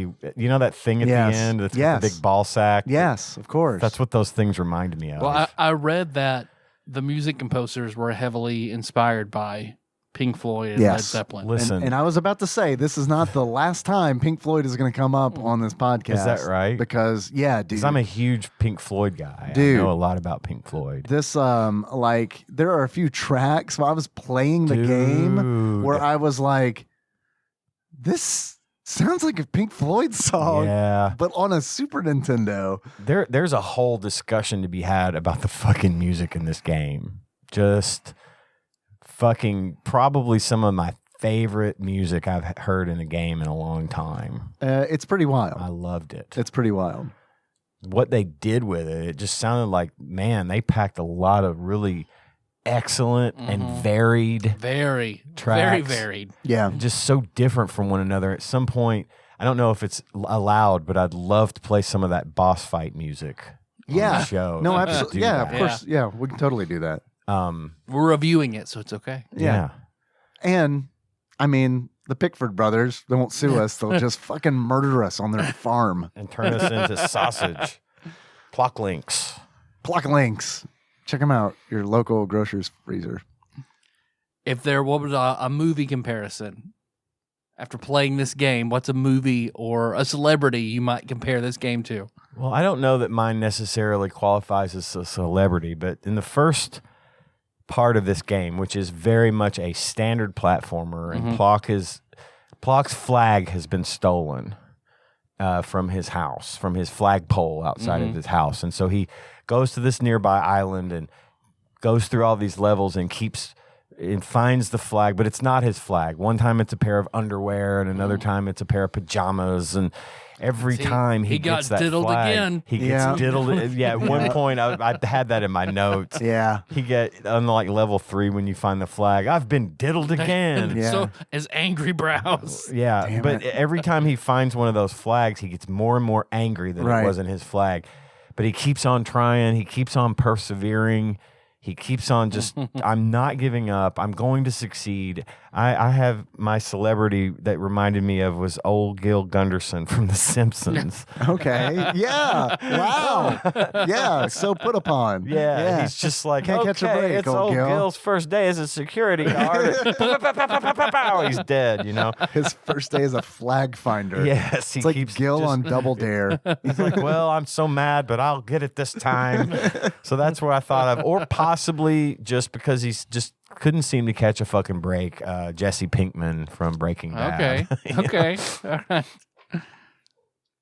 I think so. I mentioned Robot Chicken earlier. It gave me Robot Chicken vibes. It also gave me, because of Plok and how he is animated, he is literally 5 sprites. Like, he's not just one sprite. He is a body, and then he has a left arm sprite, a right arm sprite, a left foot sprite, and a right foot sprite, and they're all just working in conjunction with one He's another. proto Rayman. Rayman stole his shtick from Plok. Yay. That's a really good observation. I like that. Yeah, it is very Rayman-esque. But it also made it interesting to watch him walk, you know? It was did. just the animation was so nice, and it just felt different because Very different. that you could tell there was 5 different segments to this guy, and it was neat. So And because of that, because of all this segmentation, it reminded me of the Canadians from South Park. So I got like, I went down. I went the way down, their heads are in half, and Yes. yeah. And then, like, honestly, the more I started playing this game, the more I'm like,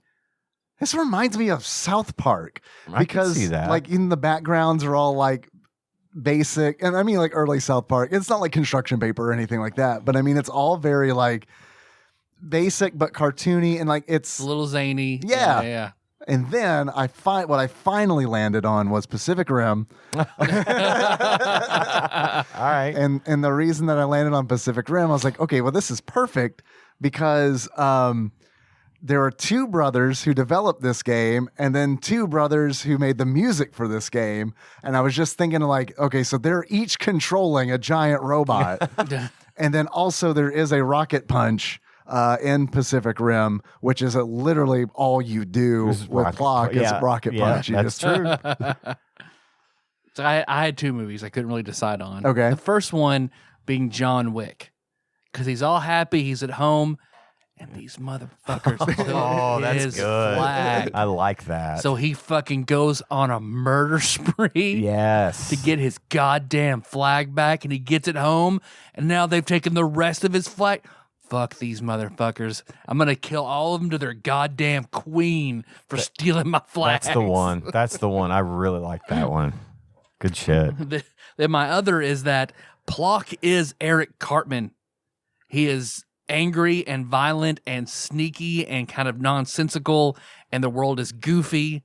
Like, so my other one was South Park Bigger, Longer, Uncut, with emphasis on Eric Cartman. So I find that interesting that you both landed in the went South Park in some way. vibes. That's Yeah. good. I like that. Well, what are some good things you have to say about the game? Oh, I'm sorry. How was this game like Corey Feldman? Gosh, I don't know. It looked like you could have been on a lot of drugs when they made it. Okay. So, All right. Fair so enough. the game's Yeah, like Corey there we Feldman. go. There's I'll a thing. I'll take that. I thought, as far as going on the good things to say, I thought the level design was pretty good. It was a little confusing at times, but I'm easily confused by like platforming stuff. Like, is at one point I'm going up these platforms literally that are on chains going around in a circle. Yeah. And I could not, it was to end the level, and I Couldn't could find the not flag. find the flag. Same. Girl, same. Because you jump through this bamboo roof, Yeah. which is not possible at any other point in that level. So you don't immediately associate that with, oh, I should be able to jump through this. They did you the bamboozle. They did. They bamboozled me. But aside from that, though, I did like the level design. I thought it was pretty well done. They do want you to explore. They do. There's a lot of it too. I thought that on that note that, well, they give you a little arrow. Like if you're wandering around trying to find where the rest of because in the first part of the game, when we were talking about the flags, it's just platforming. You go through the level, you kill enemies, you get flag, you move to the next level. Right. Then you fight a boss, you go back home. All of the flags are gone now. So now what you're doing when you go into the level, it took me a minute to understand this. Game changes a lot. But I liked that it was a change from the norm, whereas instead of just running through a straight level and killing bosses, what you have to do is find the fleas. There's a number of fleas in the subsequent levels. Right. You kill so many of those to get them all gone and then exit the level. Yeah. I thought that was a neat mechanic. It is neat. And I like that because the levels are not necessarily linear, there's up and down and left and right. There's all kinds of areas to explore. If you've gotten every flea in that you can reach that's obvious, it'll show you a little arrow that points down and to the right saying, you need to make your way down there somehow. Right. And the last flea will release the flag that'll then... Right. Right. Yeah. It kind of helps you a little bit when it realizes this guy's been fucking around and he's lost. He doesn't know what to do. So I thought that was kind of a neat I do like that thing. And then I just thought that it was really cool that he throws his arms and feet as you get 4 shots. Yeah. Arm, foot, and then you're a torso, and then they come back to you. And in some parts of the game, you have to activate platforms by hitting targets, which when you do, there's a little hanger up hanging. And when you hit the target with like your arm goes onto the hanger. So you got to, in some cases, you can immediately jump into the hanger and get it back and go up the platform and go. In some cases, you're literally one leg. You have one leg, and you don't retrieve your arms and your other leg until you make it through that part of the level. Yep. And I thought that was... Or get really creative, because there's some points you're kind of supposed to maneuver and get them back, and I would mess up and get through these puzzles and have nothing left, and I can't go back. Well, and there was one time that happened to me, but I managed to get one of the present boxes. And that restores. And it puts on a different outfit. So in one, you're like a firefighter, and you've got like a scatter gun. I think it's a firefighter. I don't know. Yeah, you got like what do they call the double hat? Is it you're like the Jumanji big game hunter with the muzzle that shoots like the Elmer Fudd style. Yeah, you got the blunderbuss. That's it. Shotgun kind of style. But when you get it's a present. It's a wrapped present. Right. When you step on it, it turns you into whatever, this other outfit with another gun. It only lasts for a little while, but if you hit that while you are limbless, and then when it wears off, you've got all your arms and legs back, and that is critical. Yeah. It's like if you don't, at that one point I'm thinking of, if you don't get that present, there's no way to continue forward without that, because you can't get past it without a weapon. So I thought that was a creative thing. It is. That works. I've never seen anything like that. I think this game is very creative. It is. I think that is probably its like biggest accolade. The biggest accolade I could give this game is that it's very creative. Mm-hmm. But those are my and of course then the music. I just can't get enough of that music. I loved it. And I wanted to save this for the music, but you were just talking about the gift power ups where you put on different costumes. Every gift costume has its own theme song, which is crazy to me. Yep. That's great. I love that. Like that just is just like, this is the amount that we give a shit about this game, is that we are gonna have these two brothers. They're gonna write music for all the different power ups that you can get, and so it's like, imagine like when Mario gets the star and the invincibility theme plays. It's like that, but imagine if the music changed when Mario got the flower. Right. Or I mean, it's just like nuts. It's wild. And you go through, and on YouTube there's a playlist that someone put out there of all the tracks from Plok, and there's like 13 or 14 different tracks, and that doesn't include the other music that they play for the different outfit. It's crazy. Because that much, they put a lot. They wanted this game to have a soundtrack. They wanted this game to be and it's memorable. Been released on vinyl after the fact, and like it is like there's a playlist on YouTube that I watched that did include the costumes, but when I searched, there were several, and like the one I listened to was like, I think it was like 58 minutes long. Like I just listened to it for an hour at work while I was just working on projects, and it was like, yeah, this is a soundtrack. It is, and they did such a good job of having each song be distinguished for what the level was, like the cowboy music or the I don't know, just if there was like there's a jazz, and then there's sort of a western, and then there's sort of a hard rock, and they touch on all these different genres, and all the songs are just catchy and well done. It's just crazy. I know you mentioned the boss music, and I absolutely want to play the boss music. Yes. I don't know if now is the appropriate time to do it. Music was on my list as well. Yep, mine too. And what I think, like, there's some wild trivia about the music. This is a rumor, but apparently when Miyamoto heard the game for the first time, he thought that it was on a modified Super Nintendo, like a modified how audio did they chip. make this happen? Right. Yeah. And like a good example of that is, and look, I think the music is very good. That doesn't mean I liked all the tracks. Right. Like some of them are better than others, right. obviously. And it's like I know what they were trying to do. They were trying to like lean into like this cartoon angle, because like a lot of the tracks are kind of it's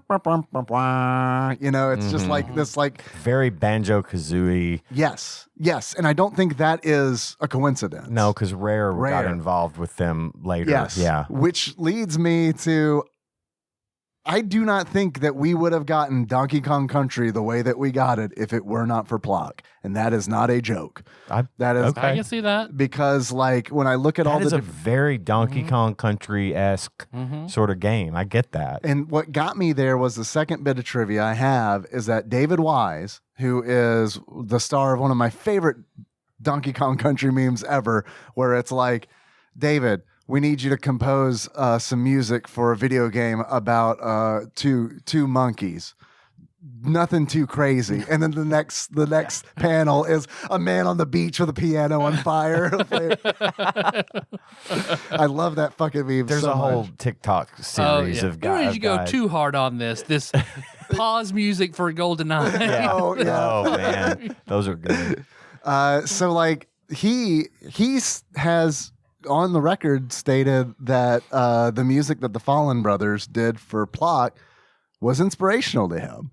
So it's like, because he said that, I was like, wow, I can see that, because the music, David Wise's music in Donkey Kong Country that is a fucking amazing soundtrack. It really is. You're not wrong. And as much as I like the Plok soundtrack, I mean, I like the Donkey Kong Country soundtrack a whole lot more. But I can see why there's a huge difference. I'm speaking mainly from my utter shock. Word, girl, same. Yeah, word, totally. No, because I wasn't expecting Plok to have music for a like self-published game. Yeah, and not one that had fucking Nintendo behind it. So, right. Yeah. But so because of the David Wise thing, I was like, oh man, yeah, that makes sense, because Rare was a British studio, and this is from a British studio. And I was like, you know what? Also, like, the way you fight bosses in this game is a lot like how you fight bosses in Donkey Kong Country. Bosses have their own level, and it is a level where you can move left to right. You've got a stage that you can move, and then there's one big enemy, or several big enemies that you have to take down. And it's done in a way where it's like, I know what I just described is like every boss fight in every video game. It's kind of one of those where I feel like you have to see it to really understand what I'm talking about. But it's like, it's just the ground. It's just the ground and a boss. There's no like platforms or anything for you to like jump on or maneuver. And I feel like that's very Donkey Kong Country style. Also, another thing that I know this game didn't invent, but like a big part of this game is collecting 4 letters. Yeah. And that reminded me of Donkey Kong Country too. Yeah, K-O-N-G. Instead of collecting Kong, which gives you an extra life, and Donkey Kong Country, you're collecting Plok, P-L-O-K, which gives you a Plok-tinu, which is really just a way of it's a checkpoint. It's where system. you come back when you die. Yeah, after that, there's no passwords or saves, but when you earn the Plok, that is your save point. Your continue if you die, you come back there with no shells or coins, as you know, shells or coins, right? And 3 lives from that point. So I thought that was interesting. Yeah, the way I think it's interesting, and I really would like to see like. I know this sounds silly, but like I would love to see what Donkey Kong Country would have been had Plok not existed, because it's like it's like seeing the Back to the Future with that other guy instead of Michael J. Fox. Right. yeah, exactly. So because they said he was way too serious and way too dramatic. So if you can only imagine how much different Back to the Future would have been. Yep. Let's see what I had, like the music. I had just how insane it is. I think it's nigh Earthworm Jim-ish. Yeah. And how it's the levels, and especially later on when you get to like the Flea's home turf where it's like tentacly and holes and all sorts of shit. The controls were super tight. I feel like I haven't really good controls. Played a good solid platformer in a long time where the controls were Mario-esque. They were super tight. SNES Drunk talked about that and said it was nice that you have a super jump where you turn into sort of a ball of fire, but unfortunately that does no damage. I found out to the enemies, which is kind of that was on my bad list. You think that it would, because it looks like you're on fire. Yeah, like it was very much like they played Metroid, but because like that's what the somersault jump looks like. It gives you that extra high jump boost plus. You can control the jump in midair, so you can move yourself around. That's one of the things SNES Drunk pointed out, which I was glad for. I agree with you there, Tyler, that the controls were really good in this game. I felt no sluggishness, I was always sure that where I was going was where I was going to go and not going to throw me back or step off a cliff too easily. They give you that bit of control that feels good. So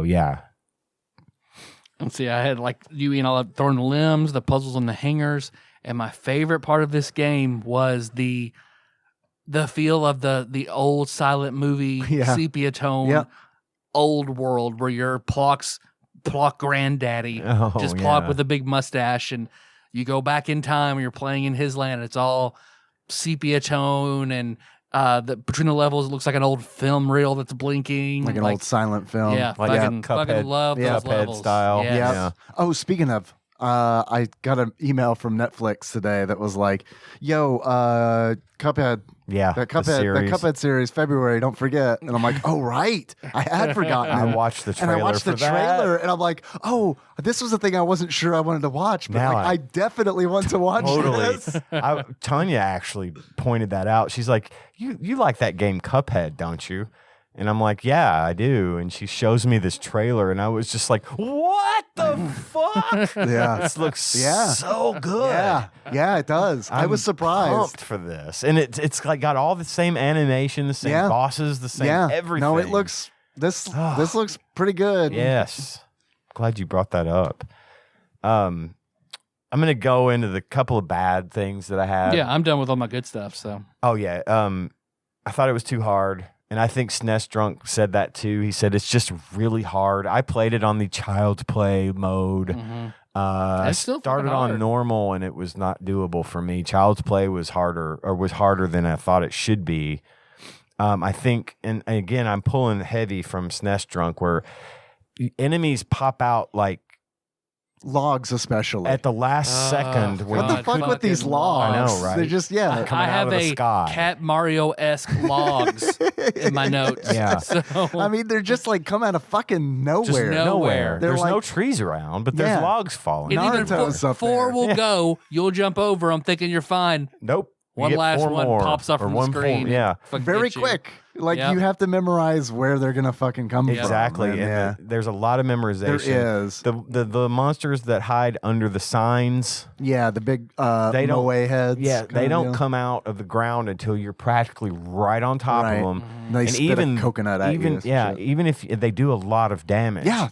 And even if you know they're there, it's hard to, because his range is so limited. Yep. With his standard, limb weapons or whatever, you really got to. I got to the point where I was just jumping over them, avoiding them, not trying to fight. Speed run. Yeah, speed run style. I thought that, again, pulling from SNES Drunk, he pointed out all the things that I hated about this game, which wasn't a lot, to be fair. But like there's certain points where there's platforms that you have to jump on, and the platform will shoot up in the air and then curve around to the right and then end on a pile of spikes that you did not know was there until you just have to hit memorize them. it. And then, you have to remember next time to jump off at the right time. And those were some of the level design things that I was not a fan of. Yeah, too many gotchas and leaps of faith and shit like that. It's not fun to sight read. Not at all. This isn't one of those games, which sucks because I think games that are the most fun are the ones where it's like, oh, I feel like I had a chance to overcome that obstacle, but I didn't. You know what I mean? It doesn't. So it doesn't feel fair. It also feels punishing. Like not only is it difficult, it is punishing. It is because I read the instruction manual and I was under the impression where it's like if you spell out Plok, if you collect those 4 letters, wherever you are when you collect that is where you will start back from if you die. But what I actually experienced was I continued once. And then the game started over after I died the second round. Really? And it was like, this fucking So the sucks. Plok continue was only good for one use, apparently. But unless I did something wrong, I literally was like, did I do something wrong? Because I thought the instruction manual said that I could even hit the reset button and start back from this zone. But yeah, I mean, I don't know. I got all the way through like the fucking end of Grandpappy's world, the grayscaled world that you were talking about, where you fight 3 fucking huge bosses at the same time, 3 of those Robotnik Rolling Stone lips. And it's like a fun new sentence. Yeah, right. Yeah. Things I never thought I would say. Chapter 4. This is on my list of things I don't like about the game. The boss fights. You have these interesting bosses that are the fights aren't designed. It's like you fight these fucking 3 Rolling Stone lips, and what do? They fucking just jump at you. Jump around. It's insanity. They just jump at you, and it's like jump and throw boomerang rocks. Yeah. I watched a YouTube video after they fucking bulldozed through like 4 of my lives, and then I was like, oh, I guess it won't let me continue from where I spelled out Plok. Okay, so like I watched a video after that. I was like, how are you supposed to beat these things? And it's like, oh, you just do what I do. You just run back and forth. You just got to. It feels like luck. You got to kite them and hope. Kite them, yeah. And that's what I was trying to do. But I mean, it was like I get stuck in a corner, and then they start spitting out boomerangs. I don't know what they're spitting out, like in this arc. Yeah. So yeah, sorry to butt in with shit that I don't like. Do it. That's all I had anyway. But man, those boss fights were just like, and on top of that, it's like the second world. Those were like at the end of this. I guess technically the third world maybe, but they're like the same bosses as the one you just fought, except there's one extra one. And I do think it's funny that in the fiction of this game, Grandpappy probably killed one for good. I think and that's why later in the present you only fight 2. I think that's very cool. But what I don't think is cool is doing that same fucking fight that really wasn't fun to begin with a second time. That is even less fun because they threw one more of these motherfuckers in. Yeah, I'm with you. If they were more lenient with the continues, then all of a sudden I don't have a problem with it. Then all of a sudden it's like, oh, okay, well that's not a big deal. I'll just try this again until I get it. But when it's like, oh, I guess I'll try the entire game again until I get to this point in which I probably am not going to beat these bosses again. That is horseshit. And I'm going to have to probably... How many times am I going to have to do this before I get past? How many times will I do this? Right. You know, twice, I'm good. you know? Right.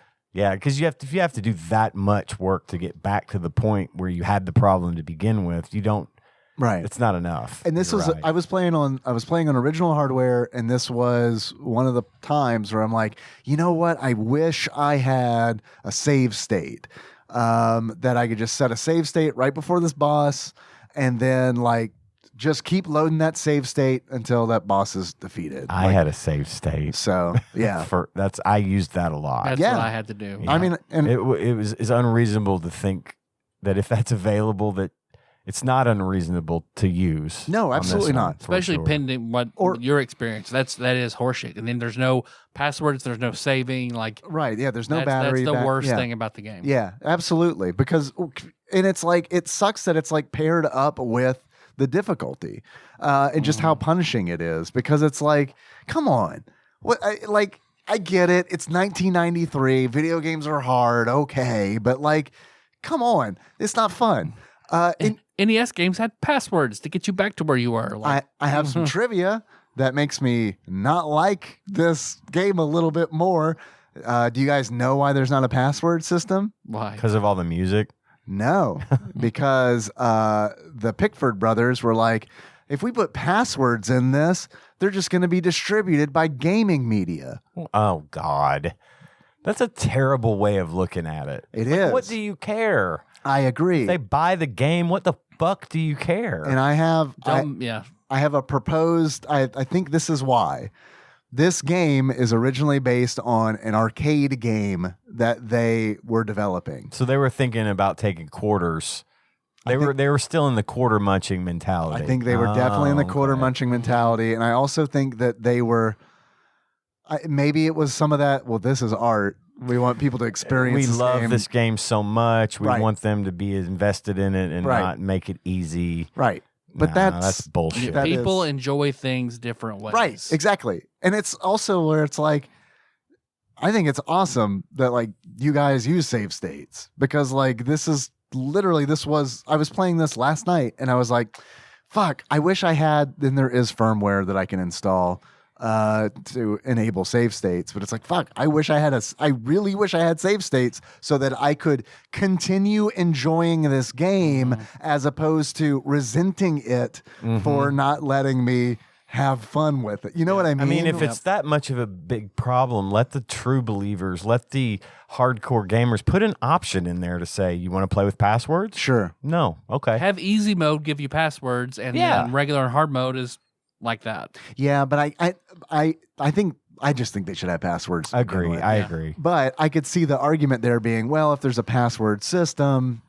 you figure out how those passwords work, and all of a sudden you can give yourselves a whole bunch of shit that you know what I mean? But but again, that's your choice as They the might beat the consumer. game. right, yeah, and I agree. That does put it on the player where it's like you can do this if you want to. It seems silly to me that it's like, no, you must play this game this way. It's awfully controlling. It is, Yeah. Imperialistic almost. Very.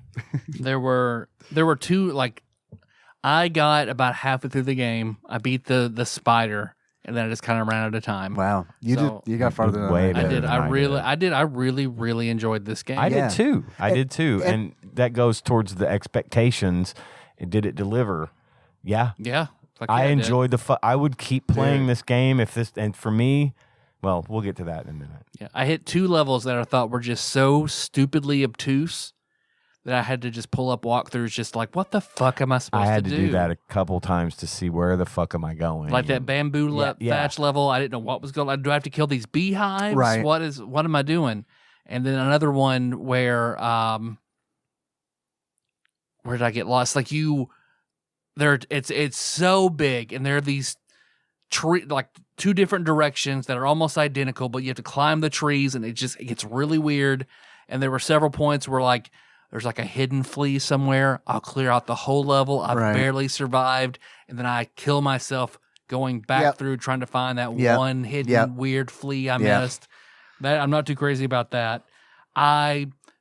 One thing, I think this game would have been so much more fun if you could have thrown your arms in 8 different directions. Agreed. So just having to just throw them right in front of you, where I couldn't hit those beehives. You can't hit the enemies that are jumping all over the place. Like, or even if you had been given the option to fire your weapon while you're super jumping. yeah, Like a lot of times the enemy would be out of reach, but if you super jump when you're in mid jump, all you can do is move around. You cannot fire your weapon. yeah. So you can't take out an enemy that's up there, until you're up there.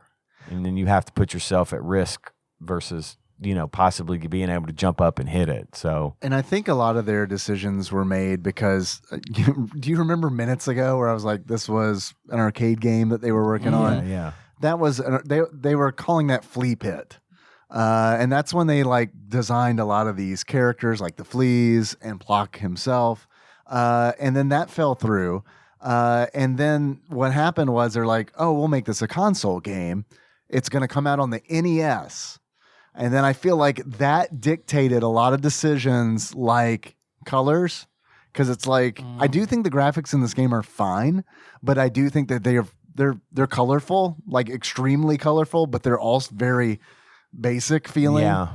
And like when I read that it's like, oh, this was originally supposed to be an NES game, it kind of clicked where it's like, oh, I see. They probably, just adapted what they had designed for the NES and didn't really. They didn't want to retool the whole thing. Right. They just sort of built on what they already had. Sure. And then like adjusted the colors because they got a wider palette and stuff like that. So, but you saying that you wish you could shoot in 8 different directions made me think, was that maybe that was the NES feature. Was that maybe how many of the design decisions that went into this Super Nintendo game dictated by like the spec of an NES? Yeah. Yep. Like I said, like the no saves and the Cat Mario-esque gotchas were just it's too much. Yeah, only bad stuff. And every now and then, I'm not trying to dunk on Donkey Kong Country, but that's another it's not thing. Donkey Kong Country. Fuck God, I love you so much. But that is a thing Donkey Kong Country does. Donkey Kong Country has gotchas in it. It does. Yeah. Not as many as Plok, but I mean, it definitely has some Cat Mario moments in it. Even me who loves the game, when I just recently played through it, there were like 2 times where I'm like, fuck that. Yeah. And you're talking directly to the developers when you say that. Yeah. Yeah. So I've got all the costumes I can run down real quick. So there's the cowboy costume. Right. The sort of the Rocket Man, where you can fire rockets in like all like the cardinal directions. I didn't get either of those, unfortunately. I didn't get that either. far. That's the only way I could ever destroy those beehives in other levels. Okay. There's the muzzleloader hunter. I did get Right. that one. Yeah. There's the god tier flamethrower, which Yeah. just fucking roasts The the Plokinator, fleas. Plokinator. I believe, is his name in the instruction manual. And then there's the boxer, which plays a Rocky-esque theme whenever you get it. Which is fucking, Plocky Plocky. in the instruction manual. Plocky. that music was awesome. Yeah, it's Oh my God, I it's love very that. much a Kmart Very Rocky theme. much. Yeah. I loved it. I loved it. But it's still good. It was Yeah, I agree. wonderfully Yeah. corny. Yeah, absolutely. That is a good way, honestly, truly, in my opinion, Ian, that is a great way of summing up the general humor of this game. Oh, yeah. Is just like it's Great, wonderfully corny. it's wonderfully corny. Yeah. Mm-hmm. Yeah, it's not legitimately funny, but it's wonderfully Cool, corny. yeah. There are vehicles that you can get, like a helicopter, a UFO, a tank, a rocket, sort of a squirt unicycle, a squirt gun and a unicycle, spring shoes with you have like some sort of a spray gun when you're on that. That's you fight the final boss in that, Okay. and then a jeep, and then a motorcycle, which I saw like there are warp stages you can go to, and there are timed levels where you're in a vehicle and you have to get quickly to the other end, and should you do it, you warp to another part of the island and skip levels. It's a huge game. Yeah, Just a big old fucking game. yeah. And I like BOFG. that. BOFG. I loved it. I love that it's that big. I got nowhere near any of the stuff you just described. No, me neither. But the I fact that only it's saw it because I watched a Yeah. 2-hour long play at work while I was doing office stuff. okay. Yeah. Well, that just speaks to me. That speaks more Because there's one of those in its warps favor. where you skip that first boss fight. There's like the berries that you hit and they get bigger. Some of them have like a special trigger that will then take you to a warp level to where you then race, so you can skip that first boss fight and go to like right back to Plok's home Okay. on that level where you're trying to get that flag. Nice.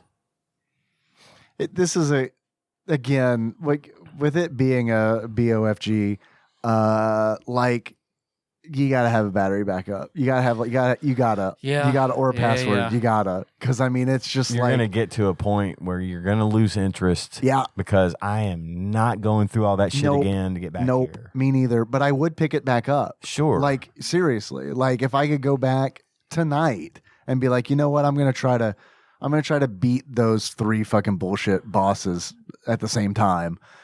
I would try it if I could just pick it up and be like, all right, yeah, I'm right there at that point. I'm going to save state. And I mean, again, that's this kind of game.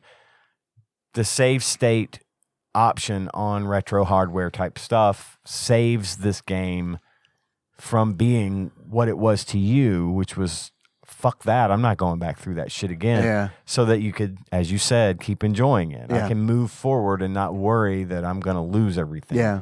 As long as you save state correctly, and unlike me, where I stupidly save stated with like 2 bars of health at one point, and I had to do it like 8 times to get through because I kept hitting something. Right now I have to do it perfectly. Exactly. Yeah.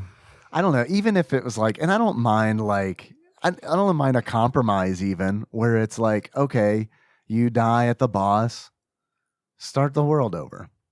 I'm you know okay what I mean? with that. Start the world over. Not Get through the 6 levels leading up to the boss again.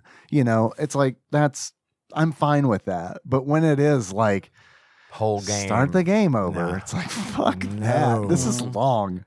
And also, like I said, I must have done something wrong because I swear the instruction manual is like, yeah, you can even hit the reset button. I even saw that and I was like, wow, that's cool.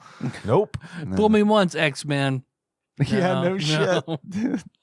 Turn the computer off. What's that mean? So, where all do you feel like this game really delivered?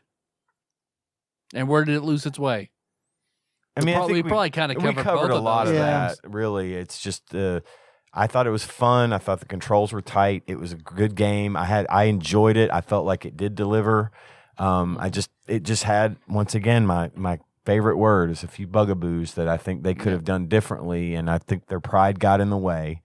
In a lot, like you said, where they don't want you to, they don't want the passwords distributed by gaming magazine. Yeah, they would rather you experience the game they meant for you to experience than for you to have fun. Which I could, knocking off the end of That's some bad DM bullshit. I could really, say I understand the logic behind wanting the player to experience it a certain way, Sure, but not at the expense of having to fucking grind through the same shit over and over, and maybe I'll get a little farther this time. Right. That's just not effective. And to be fair, I know like what I said earlier, it's like I need to remember this is a game from 1993, and I am looking at this game through the 2022 lens. And so of course that's the thing that's going to be glaring to me, but even I don't know. I'm not reviewing this game in 1993. Right. I guess would be my argument. I'm reviewing this game like, what's this like to play it now? And I don't know. It still exceeded my expectations. Absolutely. And I think that this is where it found its way. I'm that cat. You're vibing.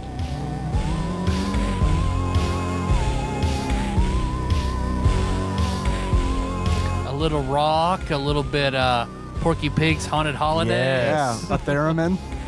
Yeah, a little theremin. And it's like, okay, so I'm listening to this. I'm like, okay, all right, this is pretty good. All right, I can dig this. And then this happens.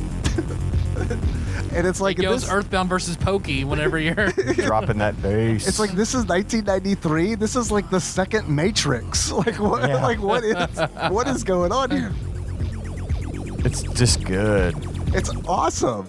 throw your arms at the bad guy. And then it crescendo. It's wild. Jump. Throw your arms. It's fucking insane. I love it. It's so good.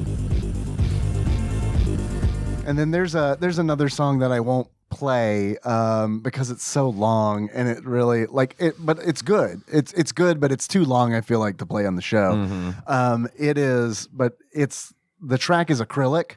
which is the name of the island that Plok lives on. I guess is acrylic. He's the king of it. Yeah, right. Yeah. Self-proclaimed, I believe. Yes.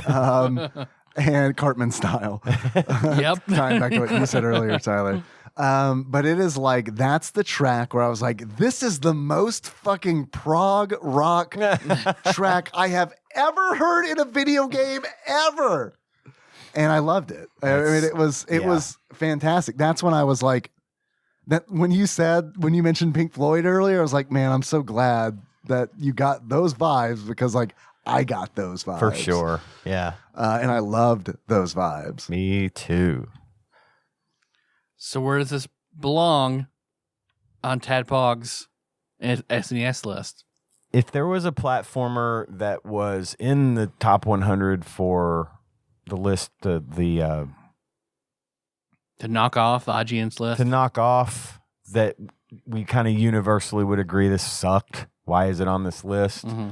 This one would go in its place for me. Okay. As far as the TADPOG list goes, I don't know if it would make the top 100, but I think it would be pretty close. I think it would be somewhere in very close to that if it didn't make it. Because I did like the fact that it's just a big old game with a lot of interesting aspects, and it's got replayability, especially if you can save state.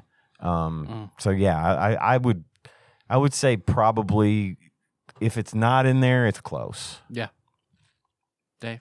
Hey, it's not in the top 100 for me, but I agree with close. It's definitely, I think, in the better half. It's an honorable mention. The Super Nintendo games. Yeah. I would give it an honorable mention just from the music. Like, if we're like, seriously, if we're like rating Super Nintendo games based on their music, then this is in the top 100 for me. And I mentioned earlier where it's like not all of the tracks are bangers, but like even like the title track where it's like, it's going back to what you were saying. What was it?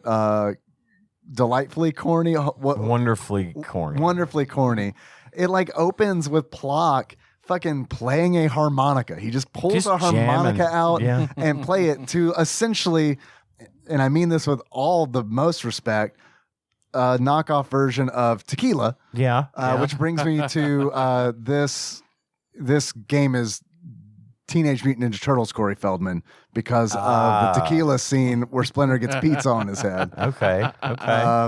This is, but it's like this 2-chord guitar thing that very much sounds like Tequila, and then he pulls out that harmonica and starts playing it, and the rumor is that's the track that Miyamoto heard and was like, there's no way this is coming out of a regular stock Super Nintendo. Yeah. There's a TikTok channel where all he does is take the heroic moments from like movies and TV shows and sets them to that and a hero will save us. You sent me one of those. The Ninja Turtles one where it's Splinter catching Shredder and throwing him off.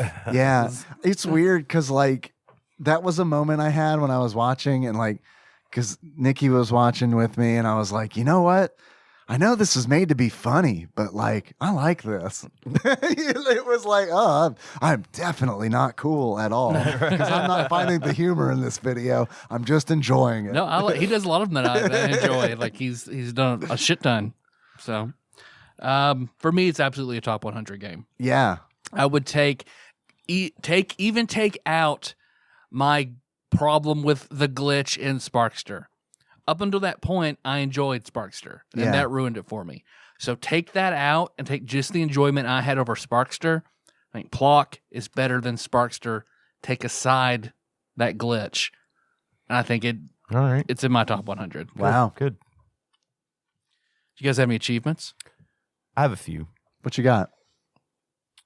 Let me bring up my trusty notes. My first achievement is what the Plok, and to get that, you take the low road on level 3. That's at the bottom, because it tells you to follow an arrow. Oh yeah, you go across all the way across, and it's a dead end, and you have to work your way all the way back across and up. What the Plok. My second achievement is amputastic, and to get amputastic, you throw all your limbs at a flea while on a slope and then slide off the slope your torso slides off the slope. Because you can push down and your torso just sort of slides. Yeah. When you don't have arms and legs, your torso just sort of does what the ground you're standing on does.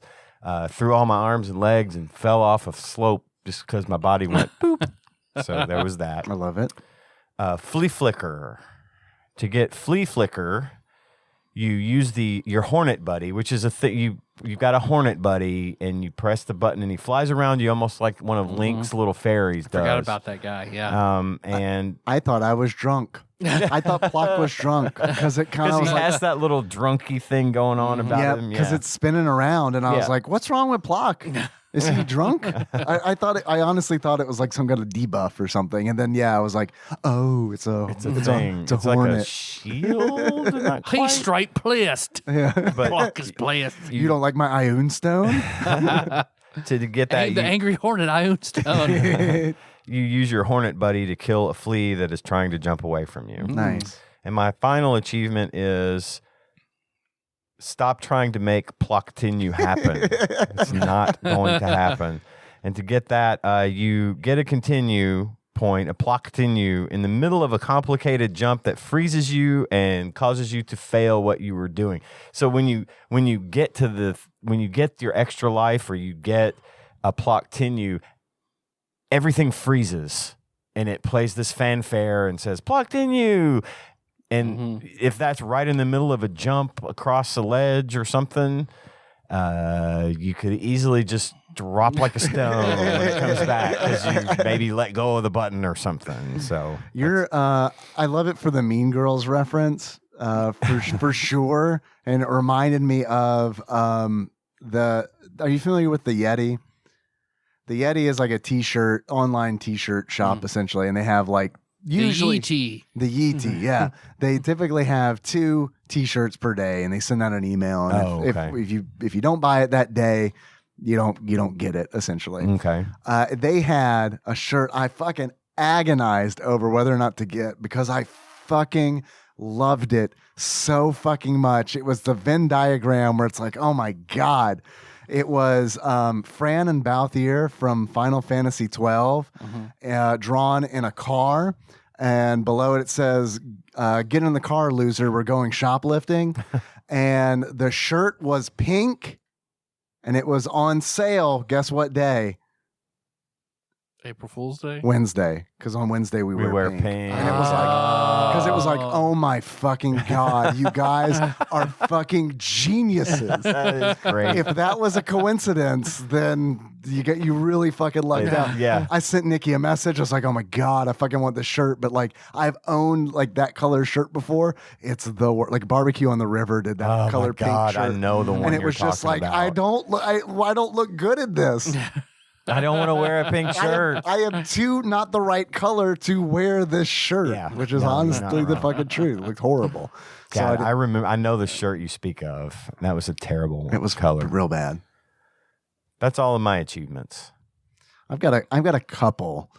The first achievement I've got is New Kids on the Plok. Hey, yeah, I like it. In order to unlock New Kids on the Plok, finish the game on Child's Play difficulty. Haha. And I tried to do something with the blockchain, but that didn't work out. So I don't know. Fucking collect shells and believe in them or something. I don't know. And then the last achievement I have is I hope we never part. Now get it right or pay the price. In order to unlock it, it's I hope we never part. Now get it right or pay the price. You raise underwear up the flagpole. In one of the early levels. Nice. You also raise up Mario's overalls at one point. Yeah. And then Plok is in some Mario comic. He makes an appearance where he's racing with Mario. What? I looked for like other references to Plok. Oh my God. He does have a brief Mario crossover. Oh my God. Wow. Plok for Smash. Yeah. Fuck yeah. That'd be pretty good, wouldn't it? Cool. He's got 4 real powerful attacks, and then like he's vulnerable until his special is a goof. It's just his torso. Well, and one of the things about it too is if you hit an enemy, with your arm, it comes right back, bounces right back. Right. If you fire it off just on its own, they might come back eventually. Right. Yeah, you run away and it floats slowly back to you. I've got 3 achievements. First one is Happy Happy Iron Man. And that's You just get Plok's flag back after the first level. Okay. Because he looks like the happy villagers from Earthbound, because they're purple and have the hoods and all right. that. But he's colored Like like he Iron is Man. colored like Iron Yeah, Man. you're right. Like comic book Iron Man. yeah. Right, yeah. My other is, let's see, Topsy Turvy Torso. You unlock that by beating a level as just a torso. Okay. Oh, wow. And my last one Tough one. is Yeah. the Red Hot Mars Chili Volta. you unlock that by killing Wow. 2 fleas. Oh, that was My a good one. Music reference for 2022. That was Nice. like a bunch of music Very references in good. one. That was really great. I have a question. Picture yourself as a 11-year-old child again. Done. Oh, it's great, isn't it? Oh, fuck, isn't life awesome? Gee, oh, man, I got that big math test tomorrow. Sort of. But I that's was still it. live with my dad when I was 11. And summer, I can actually do stuff. Oh, man, yeah, summer means something. Yeah. So would you rent this game or would you buy this game? If you had the money, you had a choice. I don't know between this and what, but would this be a good rental or would this be a good buy? I'd buy it. I don't think it's a good rental because of the continue system. Yep. So Agreed. it's a buy and put in your time over a summer. I agree. Yep. I feel the same way. I would buy it. I honestly And it would be do a feel good like- one to have in the collection. Yeah. Yeah. You could kind of, you could take a summer and fucking just play Plok from off and on and get through. It's that kind of, it's perfect for that. Yep. You guys want to know what Flopsy has to say? I would love to know what Flopsy has to say. Yeah. Do you have any guesses on what the star review might be? I think it might be 4 stars. Yeah, I'm going to agree with that. 4 stars. 4 stars. 4 stars, uncommon. Uncommon. Yeah, Okay. All right. Uncommon. I'm gonna go very uncommon. 4 stars, very uncommon. Yeah. All right. According to Flopsy, aka the Ultimate Nintendo Guide to the SNES Library, 1991 through 1998, by Pat Contry, courtesy of Monster Mold Mike, Plok is a 3.5-star game, Close. and is uncommon. All right. I should have asked this prior. Tyler probably knows. How much do you think this game is worth? $25. 25 bucks? $38. 38 bucks? Yes. Actual retail value of Plok for the Super Nintendo loose on average, according to PriceCharting.com, is $23.99. pretty close. Very, very, very close. I think that's it. We totally don't do beards or glasses or anything, right? Not anymore. No, that's not a thing anymore. Tyler, if you were to give this game a beard, it sums up how you feel about it. What kind of beard would you give it? I would give it Carpenter's beard from the Happy Village. 'Cause he is also a narcissist who wants to control everything around it, but not let anybody else in. All right, and he would never put passwords in his game. Nope, fuck no. No Franklin badges. Tyler, if you were to give this game a pair of glasses, it sums up how you feel about it. What kind of glasses would you give it? The eyeglasses in the Mach 1 Iron Man suit that had a lot of potential, just unrealized at that point. Okay. So I think a Plok sequel would have been really fucking good to iron out some of these bugs and design it for the Super Nintendo. Absolutely. They were Yeah. supposed to make a sequel. Really? I think there's a Plok comic that like a plastic, paper bound, like nice Plok comic that came out. And if they'd sold 1 million copies, they could finance and self-publish Plok 2, which I don't think, still they didn't sell that many. No, and it only came out on the Super Nintendo as well. I may not be 100% correct about this, but I think they were planning on doing like a Genesis port, but then the game didn't sell well, so it just kind of like stopped any progression on anything Plok. And I know that like there's a quote saying that they felt like the game didn't sell well because of like the saturation in the mascot platformer market and all that. I mean, it was.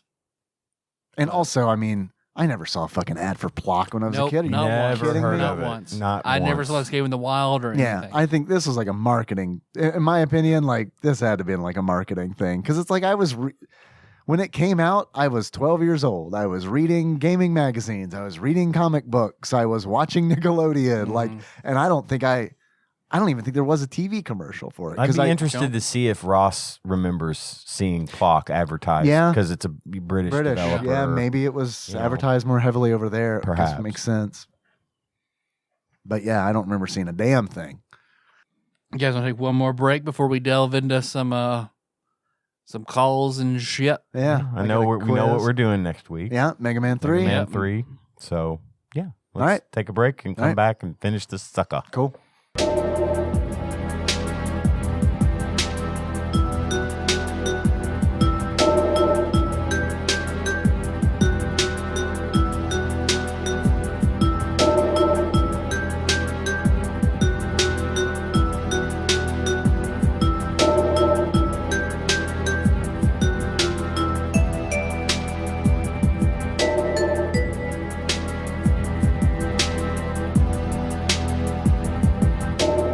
And we're back.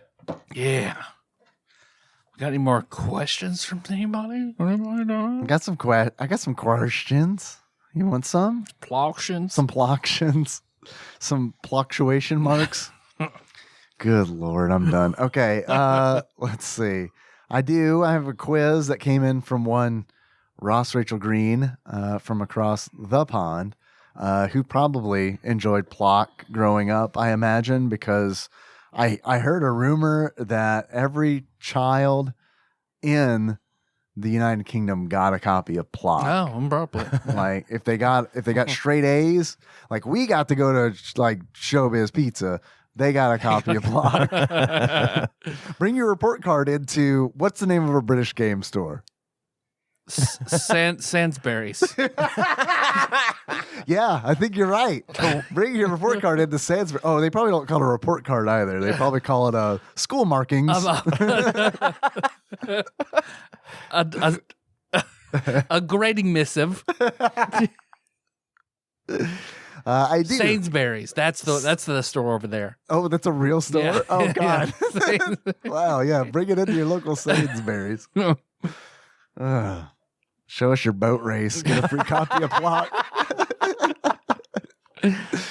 I got a quiz that came in entitled And if you bring your skin and blister with you, we'll give her one too. We got a quiz entitled Sad Santa Story. Great.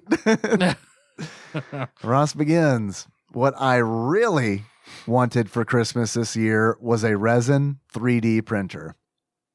I have a filament printer, but a resin printer prints in super high detail, and I wanted to print and paint some super fancy minis. I remember when Ross sent us some minis. I thought they looked mighty fine. They're damn good. Ross continues, sadly, Santa must not have gotten my letter because under the tree was no resin printer. Sad noises. Damn you, Santa. Recently, He brought you sandwiches to drive all the way across the island. It's like, fuck, man. Fuck. It's like, oh, fuck. The Isle of Man? I thought it was just one of you. Fuck, I only brought one present. Look, well, this is an honest mistake. You can understand, right? I get to choose at random who gets the resin printer. Recently, I found one on sale on Facebook for a third of the price and rushed out to buy it. It required very little setup to make super nice prints, and now I am printing a mini in several parts because it can only print tiny things. Also, because the resin cures under UV, you have to clean the prints fairly quickly when they are finished so as not to ruin them. For me, that meant getting out of bed at 1 a.m. to clean a print and filter resin. That is dedication. It is. Also known as a deal breaker. Get up at 1 a.m. part. It's like, stay up. Also, the resin is fairly toxic, so it's not nearly as convenient as I hoped it might be. I actually had a big discussion with somebody about getting a 3D printer because Melissa really wants one, and then RC AJ has talked about it as well. Yeah. So a guy that I work with in IT was showing me he's got a resin 3D printer and was talking to me about it, and he was like, "You need the resin stuff, though. Make sure you have a big ventilated area because it's stinky." Yeah, and it's toxic, yeah. and I was like, oh, well, I guess I sort of do, but Yeah. It's because he was showing me this it was Deadpool and Wolverine fighting. It would be like $1,000 thing to buy, but he's printing it for basically $200. Yeah. Like, ruining the Wolverine Deadpool bus market. exactly. One $200 bust at a time. I think they're neat. I really do. But I also talked to a guy at work about one who he's totally into it.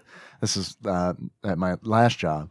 What I always thought was funny was he's like, okay, here's what you need to buy, and he'd show me, and I have no intention of buying one of these. It's just kind of like, okay, we're gonna talk about this, and it's fine because it is interesting, but I feel like I always need to be like, I'm not, just so you know, I'm not gonna buy one of these. We are not gonna be 3D printing buddies because I don't.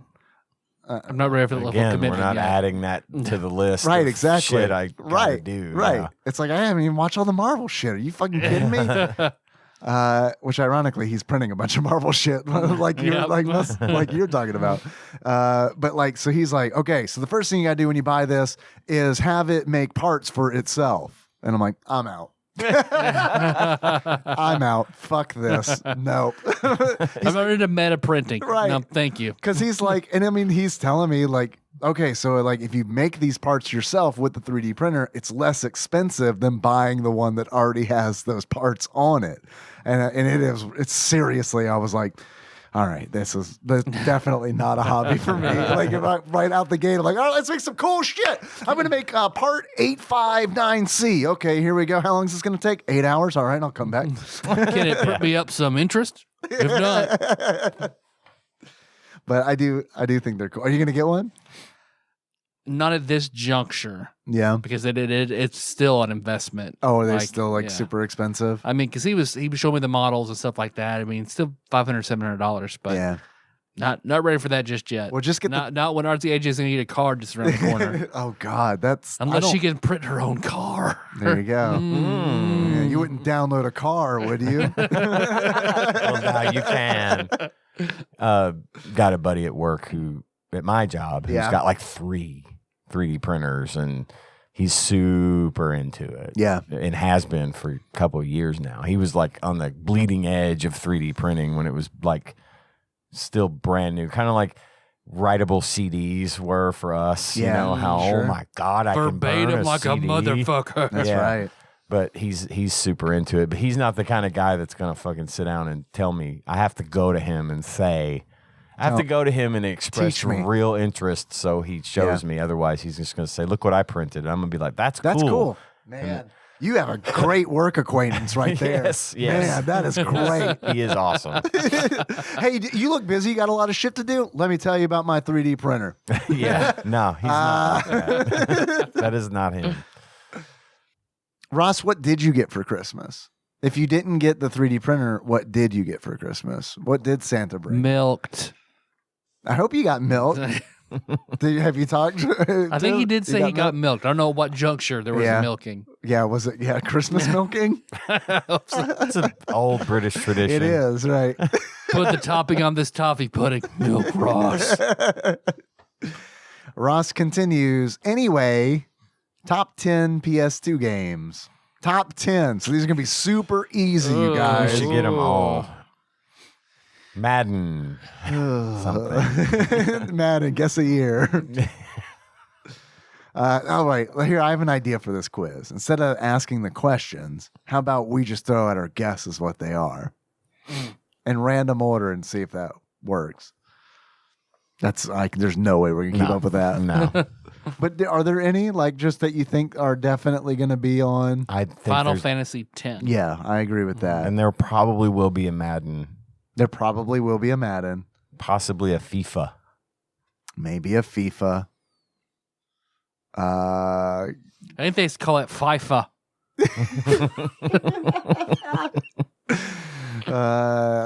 Then that's all. Those are all the PS2 games I can name. That's it. Guitaru Man's probably on there, right? Final Fantasy X-2 is probably on there, right? Shadow Hearts. Off to a great start. Yeah, this is going to be fantastic. Just do it. First question. This game follows a supernatural bounty hunter seeking the killer of his mother and brother. Plok. Supernatural bounty hunter. Supernatural bounty hunter. Killer of his mother and brother. Is that Devil May Cry? Probably. Is he a supernatural bounty hunter? Probably. I don't know.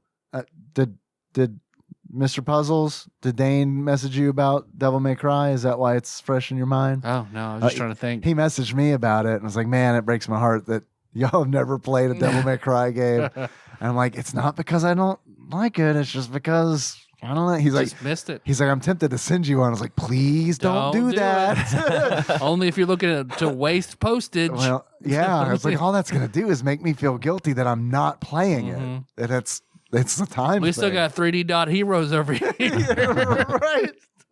So 3D Dot Heroes locking it in. I'm good with Devil May Cry. Sure. Yeah. Locking it in. It is Devil May Cry. Good. All right. Cool. I just made Dane happy. All right. Next question.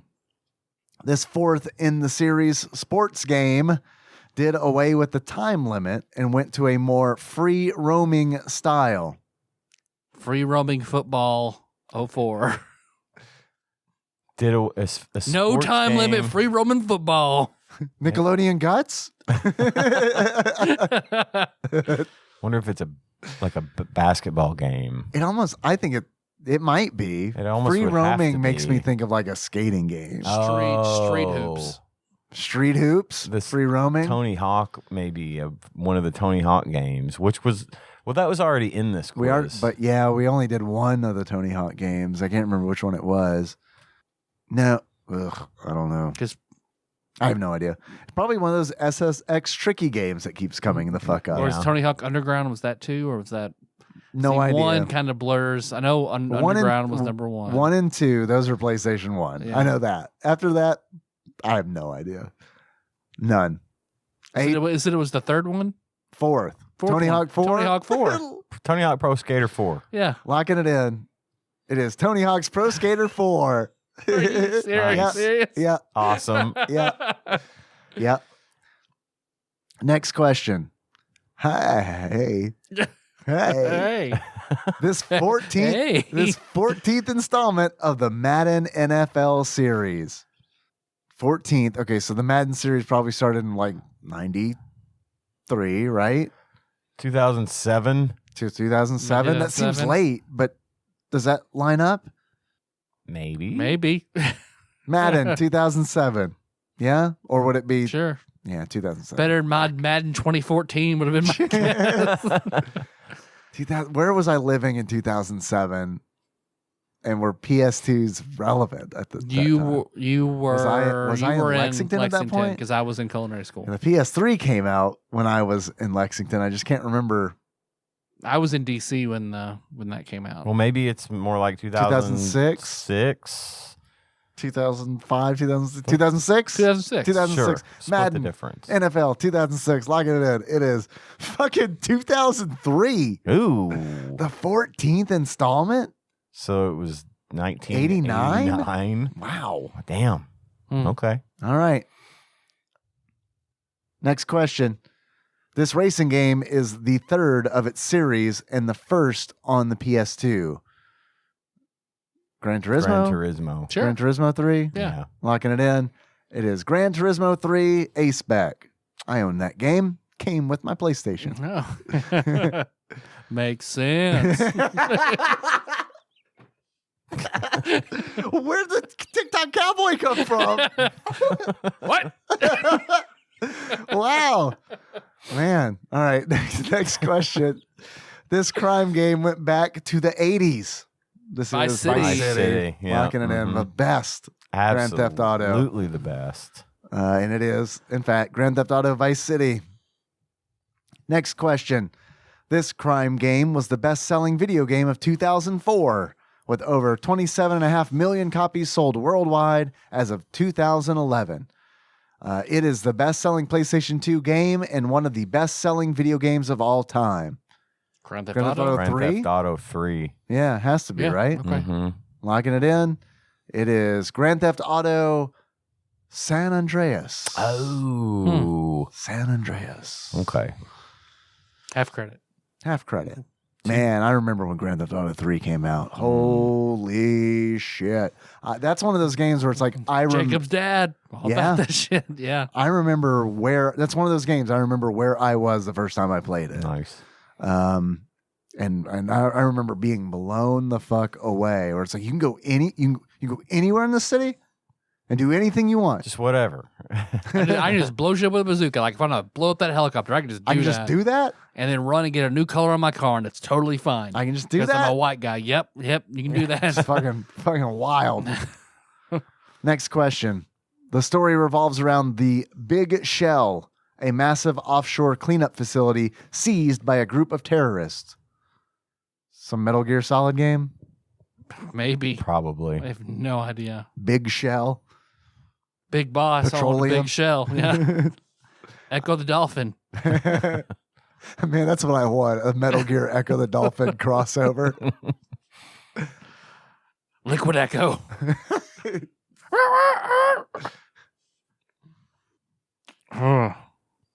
Big shell. A massive offshore cleanup facility seized by a group of terrorists. It's got to be a Metal Gear Solid. And Something. And wasn't Metal Gear Solid 3 one of the games already on the quiz? Yeah. So Metal Gear Solid 2? I don't know. Sure, yeah, why not? Metal Gear Solid 1 was for the PlayStation 1. Yeah.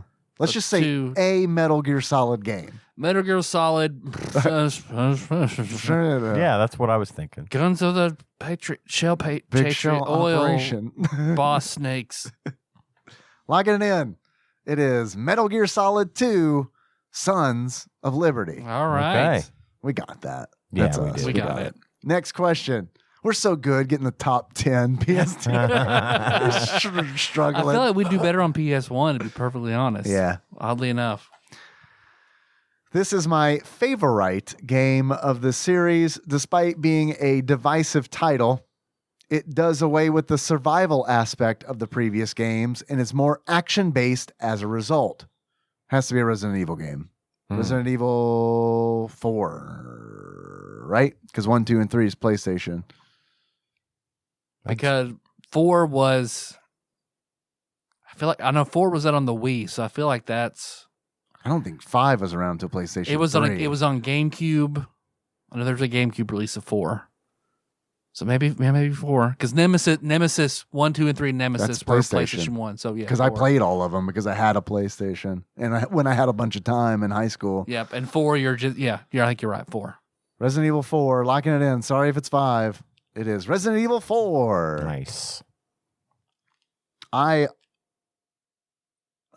I stopped playing Resident Evil. After I played 3, I was like, okay. Because even at 3, like with it being like the city, feeling wide open, I felt like it took like that claustrophobic aspect of the game out. Because like 1 and 2 are so, 1 especially is so claustrophobic. Mhm. I don't know. All of a sudden when I was running around the city, I was like, I don't know, man. This doesn't seem like the thing that I like. I could be a hunk of tofu. Okay. All right, Okay. that's fine. Yeah. Next question. I could be a Kuma. Are you sure? Next question. This game stepped into 3D from the previous game's top-down perspective. That is Grand Theft Auto 3. Okay. Okay. Yep. That has to be on It the has list. to be. Locking it in. It is Grand Theft Auto 3. All right. Next question. This third in the series sports game was the last game released on the N64, which was discontinued months before release. Third in the series sports game. Yeah. Sports or sports entertainment? Ooh, it says sports, but Oh, no. Well, no, I'm thinking the wrong thing. Because No Mercy was only on N64. I'm thinking Tony Hawk's Pro Skater 3, Okay. but I'm not Was like that the last game released on the N64? I have no idea. No idea. Last game released on the N64. I just wanted to say it because it's the third in the series, and we had Tony Hawk's Pro Skater 4 in this quiz. Yeah, 3. but I don't even do know it. if 3 was PlayStation. I don't know either. All right. Let's live on the edge. Tony Hawk's Pro We're almost Skater out of 3. gas, Kramer. Let's go. Locking it in. It is Tony Hawk's Pro Skater 3. We done did the thing. Nice. Next question. Fuck, marry, kill. Adult animation. Family Guy. South Park. Here's where it gets interesting. BoJack Horseman. I never saw BoJack Horseman. It's good. I love BoJack Horseman's really, BoJack Horseman. really good. So I'm not informed though. And BoJack Horseman, I'm gonna go ahead and say I'm gonna marry BoJack Horseman because I think like on artistic merits, like I think BoJack Horseman is BoJack is artistic and South Park is running social commentary. right. And there's nothing. I mean, yeah, they just do That's different good. things, Yeah. right? There's nothing wrong with that. They just do different things. Yeah. BoJack Horseman. The reason I'm going to marry BoJack Horseman is because like the way that series approaches mental health is like it's really good. It's so poignant, and poignant, dark yeah. and on point. and they honest. I mean, it is honest. and they get away with it because it's coming from a fucking talking horse. right, right. And I think that's fantastic. I'll probably. I know why he didn't include The Simpsons on here, which is like that's the big 3, right? Yeah. The Simpsons, South Park, and Family Guy. I guess, man, I'm so sorry. I'm so sorry. No one's gonna like this answer. I'm gonna fuck Family Guy. I'm gonna kill South Park. I'm so sorry. I'm so sorry. It's just because South Park is not evergreen to me. And I get it. No one likes Family Guy anymore. But I can still watch it and still think it's funny. So yeah, sorry. I mean, I like South Park. I do. Don't get me wrong. And I think it does have more merit than Family Guy. But I don't know, man. Family Guy is more consistently funny. South Park will be really hilarious or just crickets. I will always laugh at least 3 times watching Family Guy. Mhm. Yeah. And I think a lot of it's just jokes per minute. And I just kind of like, I know a lot of people don't like the cutaways and shit like that, but Oh, I that's love just cutaways. a I delivery. love That's a that. joke delivery machine. And it's like, I'm not So 30 Rock, fucking give me cutaways. right. Yeah. Totally. So that's my probably controversial opinion on that. Well, being uninformed, I'm just going to have to kill BoJack Horseman. I get it. Because I don't have a frame of reference that might change if I ever watch it. I get it. That being said, I'm going to marry Family Guy because, like you, I can always laugh watching it.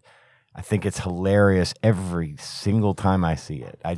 Something about that show just gets me. I also I haven't seen it recently, but I'm not intimidated to jump back in and like, oh fuck, yeah, there's an episode of Family Guy on, which never happens because it's all streaming for me now. Right. But if I was if I was in like, I don't know, a weird doctor's waiting room and Family Guy was on, I wouldn't feel like, oh, I'm not gonna know what's going on. You can just watch it and enjoy it. Right. Because it's consistently kind of the same thing, but it's always different enough and funny enough to be worth watching. And it's old school sitcom in the way where it's like, it's Frasier. Relax. You can watch an episode. It doesn't matter what fucking season. And you'll just pick it up. It's fine. And a lot of times at South Park, especially recently, it feels like it's more like premiere television. You know what I mean? Where it's like each season has an arc, which I do think is cool. But a lot of time, like even now, it's like I haven't watched an episode of South Park in 5 years. And it's like it's like I can't. I don't feel like I can just jump back in and be like, what's going on in South Park? Well, and I, by process of elimination in fucking South Park, and I love it for what it was. We were around when Jesus versus Santa came out and that whole thing started. I remember that on the fucking internet. And I couldn't believe it. And it was hilarious and groundbreaking and wonderful. And I'd knock off South Park shit from Tater Day. nice. Do you have it still? No. Damn I it. wish I did. But Dude, all the South Park fucking shirts I had, you just opened up a fucking memory door. I had a respect my authority shirt. nice. Man, that was My so parents cool. would have never bought me that. It was just random cash and then popping balloons at Tater Day to get any South Park merch in my parents' Yeah. house. I was old enough to work, so I had that power. Yeah. Well, they're brilliant. Yeah. It's a brilliant show. Absolutely. And they're so unafraid to just say it like it is. Yeah. But watching it now, I'm kind of like, whatever. I don't, it's just because it's been around for so long. And that's not to say I couldn't sit down and watch 3 hours of The Simpsons right now if I wanted to, which has been around even longer. But it is kind of what it is. What I enjoy the most about South Park is those occasional videos I see on TikTok of them doing the voices in the studio. Yeah. Watching them do that shit and like literally just fucking. There was one what they were doing, and the guy Bill Hader was a voice, and those two just kept fucking cracking up and laughing, and it was contagious, and that was really fun to watch. Bill Hader with contagious laughter is like, I mean, that's just a. But that's where I get my enjoyment now from that is I still appreciate what they do, because watching Trey Parker or Matt Stone do the voices, it's really good shit. So it's always gonna have a special place in my heart. So that's the one I'm fucking. And I also I respect Matt and Trey more than Seth MacFarlane. Yeah. So I mean, there's that too, but like separating them from like just the show on its own, having nothing to do with its creators. Yeah. I'm sticking to my answer. But if you get the creators involved, then all of a sudden it's like, well, I don't know, because Trey and Matt have done so many things that are so good. Yeah, they're easy to support. Yeah. Mine is the less controversial version of yours, Dave. I'll marry BoJack, fuck South Park, and kill Family Guy. Yeah, I feel like that's All right, good question. That's still solid. That was a really good question. Mm-hmm. That one was tough. So what if we tinkered with that? Because I feel like there's so many because obviously The Simpsons wasn't on there, because that's to me that's an automatic marry. Yeah. You can't not. Another noticeable miss, Futurama, and what made me think of Futurama I like is Futurama more than I like The Simpsons. Yeah, I can totally see that. I think you're either one or the other. Well, yeah. I mean, Obviously. I like both, but I do too. But I can Futurama see hits me why by feels more. I can see why you would like Futurama more. Yeah, me Knowing too. you, I like could a cohesive see that. story. I like Right. the feels, and in addition to the That's the one cartoon, one of maybe 3 cartoons in the history of cartoons of my life that made me fucking cry. And it Prize was Dog. Oh God, Yeah. that was so fucking sad. So for sure, I can see how that would appeal to somebody more than The Simpsons, especially considering that The Simpsons is still going, and it's kind of the tank was empty a little while ago. Yeah. It's still fine. I can still watch it, and I still enjoy it, even though it's weird to see them with cell phones. That's my only thing. it is. It is. I feel like at some point they should have been like, okay, it's perpetually the early 2000s. Like they should have just done that and been like, okay, we're just Bart and Lisa never aged, Right. so why would they still have cell I want phones? to reboot it, take it back to Tracy Ullman, Right. start all over. draw it exactly the same way. Yeah. I've been watching The Simpsons in the background at work. Just Simpsons is a great background show. I picked up like season 18 because I think that's where I sort of started dropping off. And You hung in there quite a ways. Yeah. Yes, you did. Just realized that there's still a shitload of episodes to go. And I'm like, man, that puts a perspective on that I didn't How have. long it's been.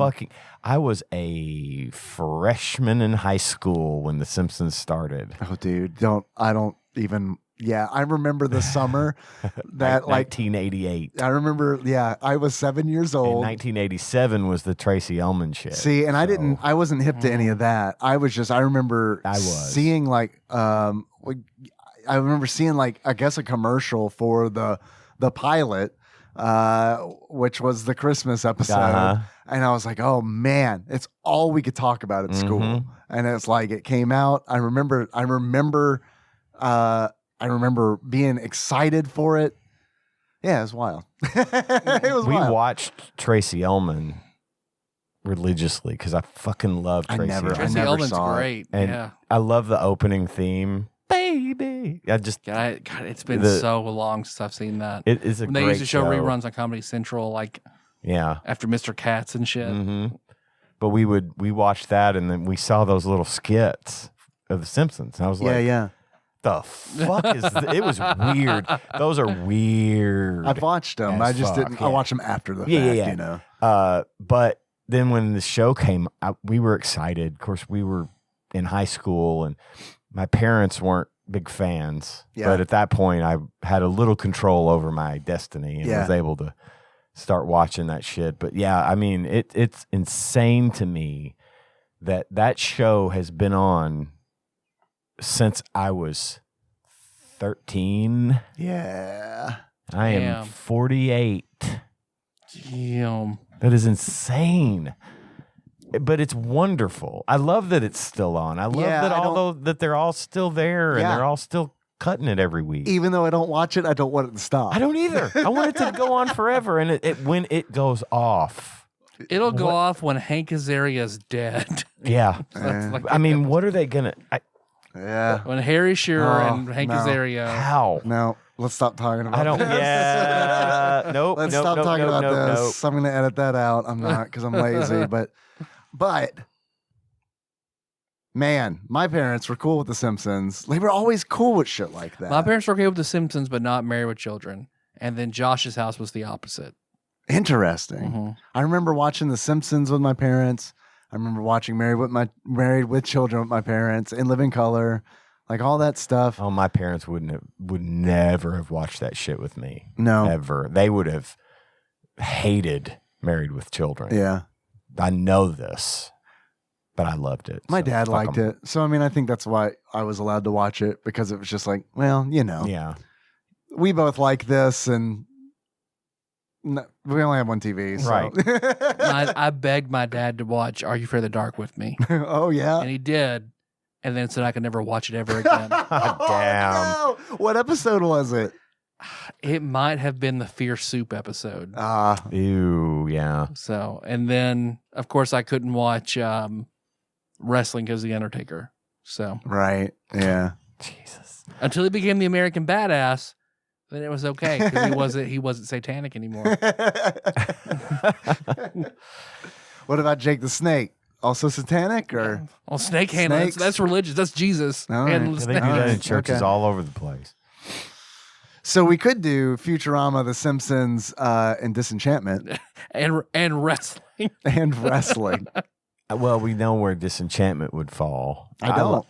I liked I do know liked where it, it's- yeah. but we know where it would Right, fall right. compared to Futurama and Right. The Simpsons. So that's why Ross didn't do that because it's Yeah, it would have been over real quick, Real fast. very little discussion. all right. Okay, I agree. Fuck, marry, kill. The worst celebrities. Guy Fieri. Wrong. Your premise is wrong, Ross. Guy Fieri is fucking amazing. He is giving. He is wonderful. Fuck you for including him on a worst celebrity list. Please go on. Steven Seagal. Okay, Ooh, yes. that one valid. fits. He belongs. Charlie Sheen. What it? So wait, Charlie Sheen. What did Charlie Sheen do? Everything. Yeah, he was just a. Mel Gibson's not on there. I think. Yeah. I don't know that. I mean, I don't know what Charlie Sheen did that would. I mean, I know he was like he got kind of like obviously ill there Mm-hmm. for a minute, but like outside of that, I don't did know he if he do was anything? kinda Did like he do a bad thing? Kind of rapey, maybe. Oh, really? I don't know though. Maybe that's what it is. I don't know. I'm gonna Google what did Charlie Sheen. I think do he was wrong? abusive to Denise Richards. Okay, yeah, that's not good. I know he was hated on 2.5 Men. That's how he got killed off by having a piano dropped on him. All right. What did Charlie Sheen do? Okay. A decade ago, according to Deadline.com, Sheen was the highest paid actor on TV, earning nearly $2 million per episode on 2.5 Men, Mm-hmm. a hit comedy for CBS. But he started to spiral downward when he pleaded guilty to domestic violence charges in August 2010 and had a public battle with drug addiction. Okay. I don't. Yeah. Mhm. So I'm with you, Tyler. I happen to like Guy Fieri. Guy Fieri, he might have a schlocky shtick. Yeah. But he is a wonderful human being who is out there feeding firefighters and Guy Fieri is an amazing human being. Marry Guy Fieri. Absolutely. 100%. I'm with you on that. I remember watching him. What show? I might put him up there for best celebrities. Guy Wow. Fieri is fucking great. He's a good guy. He really is. He has a good heart. What? I mean, he's very Diners, Drive-Ins, and generous. Dives was him helping small businesses, going around and helping these people Being who would a have personality never that gotten. Yeah. shows up and gives them recognition on national television. Yeah, for real. I like the guy. I mean, okay, fine. He's corny and he's got the But look. he and- can't so change is that shit Plok. now. But so is he's the Exactly. Plok. Wonderfully corny. So yeah, I'm with you. I'm marrying Guy Fieri. Yeah, no and doubt. of course that leaves Charlie Sheen to be fucked Yeah, because because I'm killing Steven Steven Seagal's the Seagal. worst. in every way. Steven possible. I Seagal is, hate yeah. him. I've He's seen the so worst. much shit about what a terrible human being he is. Yes, as Charlie have I. Sheen sounds like he's just got issues. he's got his demons Yeah. he's battling. Yeah. So. Which I think he's come to grips with, and I think he's cleaned up his act a lot. But Steven Seagal is unapologetically just a bad person. Now I do like some of his old movies. I can think of a few: Under Siege, Fire Down Below. A couple of those good action movies. I like the movies the same way I like Kevin Spacey movies. Even though Kevin Spacey's a piece of shit, Yeah. I can't help but admit that I do like his work. So there's a couple of things about the Steven Seagal's that I'm okay with as far as his movies, but as a person, no. Kill. I think we're all in agreement Yep. on that one. Yep. If we can, This was that dictator that if he is killable. I don't know. Steven Seagal travels to Belarus to meet Europe's last dictator, and they ate carrots together. I remember seeing that. Yeah. Fuck, marry, kill. Sounds you constantly hear. Nails on a chalkboard. A disc grinder on a metal cylinder. High-pitched little girl screech. Ugh. So what's it sound like when a disc grinder's on a metal cylinder? Is that the Sparks. I kind of like that That's a cool sound. sound. I don't mind that. I'm gonna marry that one. I've got to too. kill little girl because that's just panic inducing. Sure, I get that. Living with 5 girls, the sound of a little girl screaming, that's like, oh shit. So yeah, no, get rid of that. Then I guess fuck nails on a chalkboard. That's not so bad. And the squeal of that's my dad working in the garage. So Yeah. I'm used to that. That's a good sound for I like me. that sound. Yeah. I've made that sound working on things and using tools. And so, yeah, that's good. You have to constantly hear it though. Does that change answers? It doesn't for me. I No. honestly, in my neighborhood, there's always some Same. sound like that going on, and I'm at Same. home all the Yeah. time. So Yeah. there's chainsaws or there's Yeah. grinding or there's something. So I'm used to it. I don't mind it. what If I had to hear a little girl screaming all the Yeah, time, no, that'd I'm be out. awful. No. No. All right. That's it. Cool. cool. Thank you, Ross.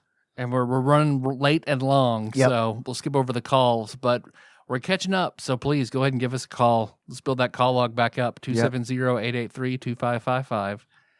Mega Man next week. All our shit, just Google TADPOG. Let's see. Let's check out this Patreon real quick. Like, Do we have one of those? oh yeah, we definitely have one of those Patreon. Where? Patreon.com/TADPOG. Oh shit! I should donate. I believe in this show. I should donate. I want these hosts to succeed. I should donate. Yes. Why have I not done that yet? Jesus. All right, let me log right in and even ask for approval. Woohoo! All right, new donor. Thank you, Morgan Galloway Shan. All right. Thank you, Morgan. Always like the name Morgan. I wonder if that's It's a good name. Works for girls and boys. Yeah. And everything Yeah. in between. I like that. It's a good one. Good name, Morgan. I remember I went to when I went to England, there was a Morgan on our trip, and he and I got along very well. Maybe it's the same Morgan. Maybe If it is. so, Could be. Wow. I miss you, bud. We were in middle school and said we keep in touch with each other, but of course we didn't because we lived in different cities. Yep. Well, I do have a list, speaking of Patreon, of what we call our executive producers. And these are the donors who donate $20 or more per month to the cause. We thank you so much. And I would like to tell you right now who these people are. So sit right there. Sit right there. Starting off, we have Temporal Eternal Savior Cubicle Monkey, God Emperor Alex Pena, Cousin David Galino, Plinko Nick Price, Steve Dixon, Cthusiast Jeff Miners, Clambro Cody Phillips, Bantha Master, Executive Producer Dig Dougie, Gangbug Prime Nathan Eaton. I screw that one up every time. Sorry, Nathan. Time Lord Josh Edwards, Matt Gentile, a.k.a. Gentle G, congratulations on your marriage. Sick Jake, we're sorry you fell for the marketing. Magical Sleeper, a.k.a. Big Dick Pie Baker, Chris Vaughn. Please send me my games. Usurper Grimm, Pinball Archmage, Chris Edler. I'm sorry you couldn't be on this episode. Platinum member Brett Miller, Sandwich Pope Phil Hawkins, Nate from Utah, first time caller, Drink Smith, Joey Webster, Master Cycle Baron Kevin Link, Barbecue Baron Andrew Rowland, and last but not least, General Kenobi Massacre. Thank you guys. Yes, thank you very much. I'll be on that list one day. You get to read my name. And that's just me paying Patreon. Pretty much. You get it right back. No, but not all of it. Yeah. I've linked to, let's see what, no, our theme song is Moves, Sycamore Drive. I've linked to that track from the show notes at TADPOG.com. How you guys want to close it out?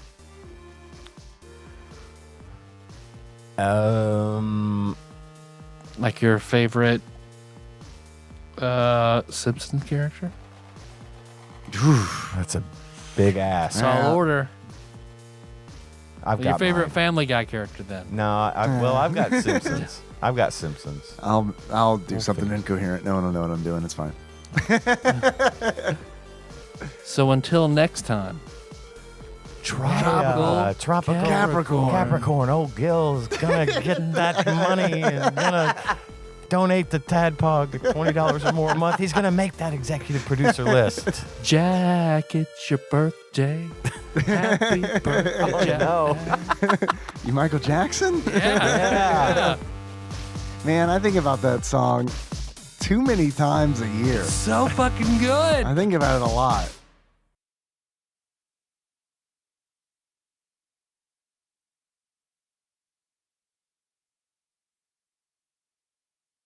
You want an extra pineapple up that drink of yours? Got this, dog. Just want to give it free, man. No, I thought you liked to Free, party. man. No. Zero sugar, Sunkissed pineapple singles to go. Nice. Oh yeah. Can't even taste all the liquor that's in this drink. Oh, boy. 0 calorie liquor. Hell yeah. I mean, it's about as many 20 calories in this whole bottle, 5 calories in this thing. So it's just what's in this. After when you add alcohol to a sugar-free drink, it automatically makes the alcohol sugar-free. Yeah, I forgot about Bread that. Totally fine. No calories. You won't get fat. The secret is to already be fat. That's my secret. That's my Cap. secret. Cap. I'm always fat.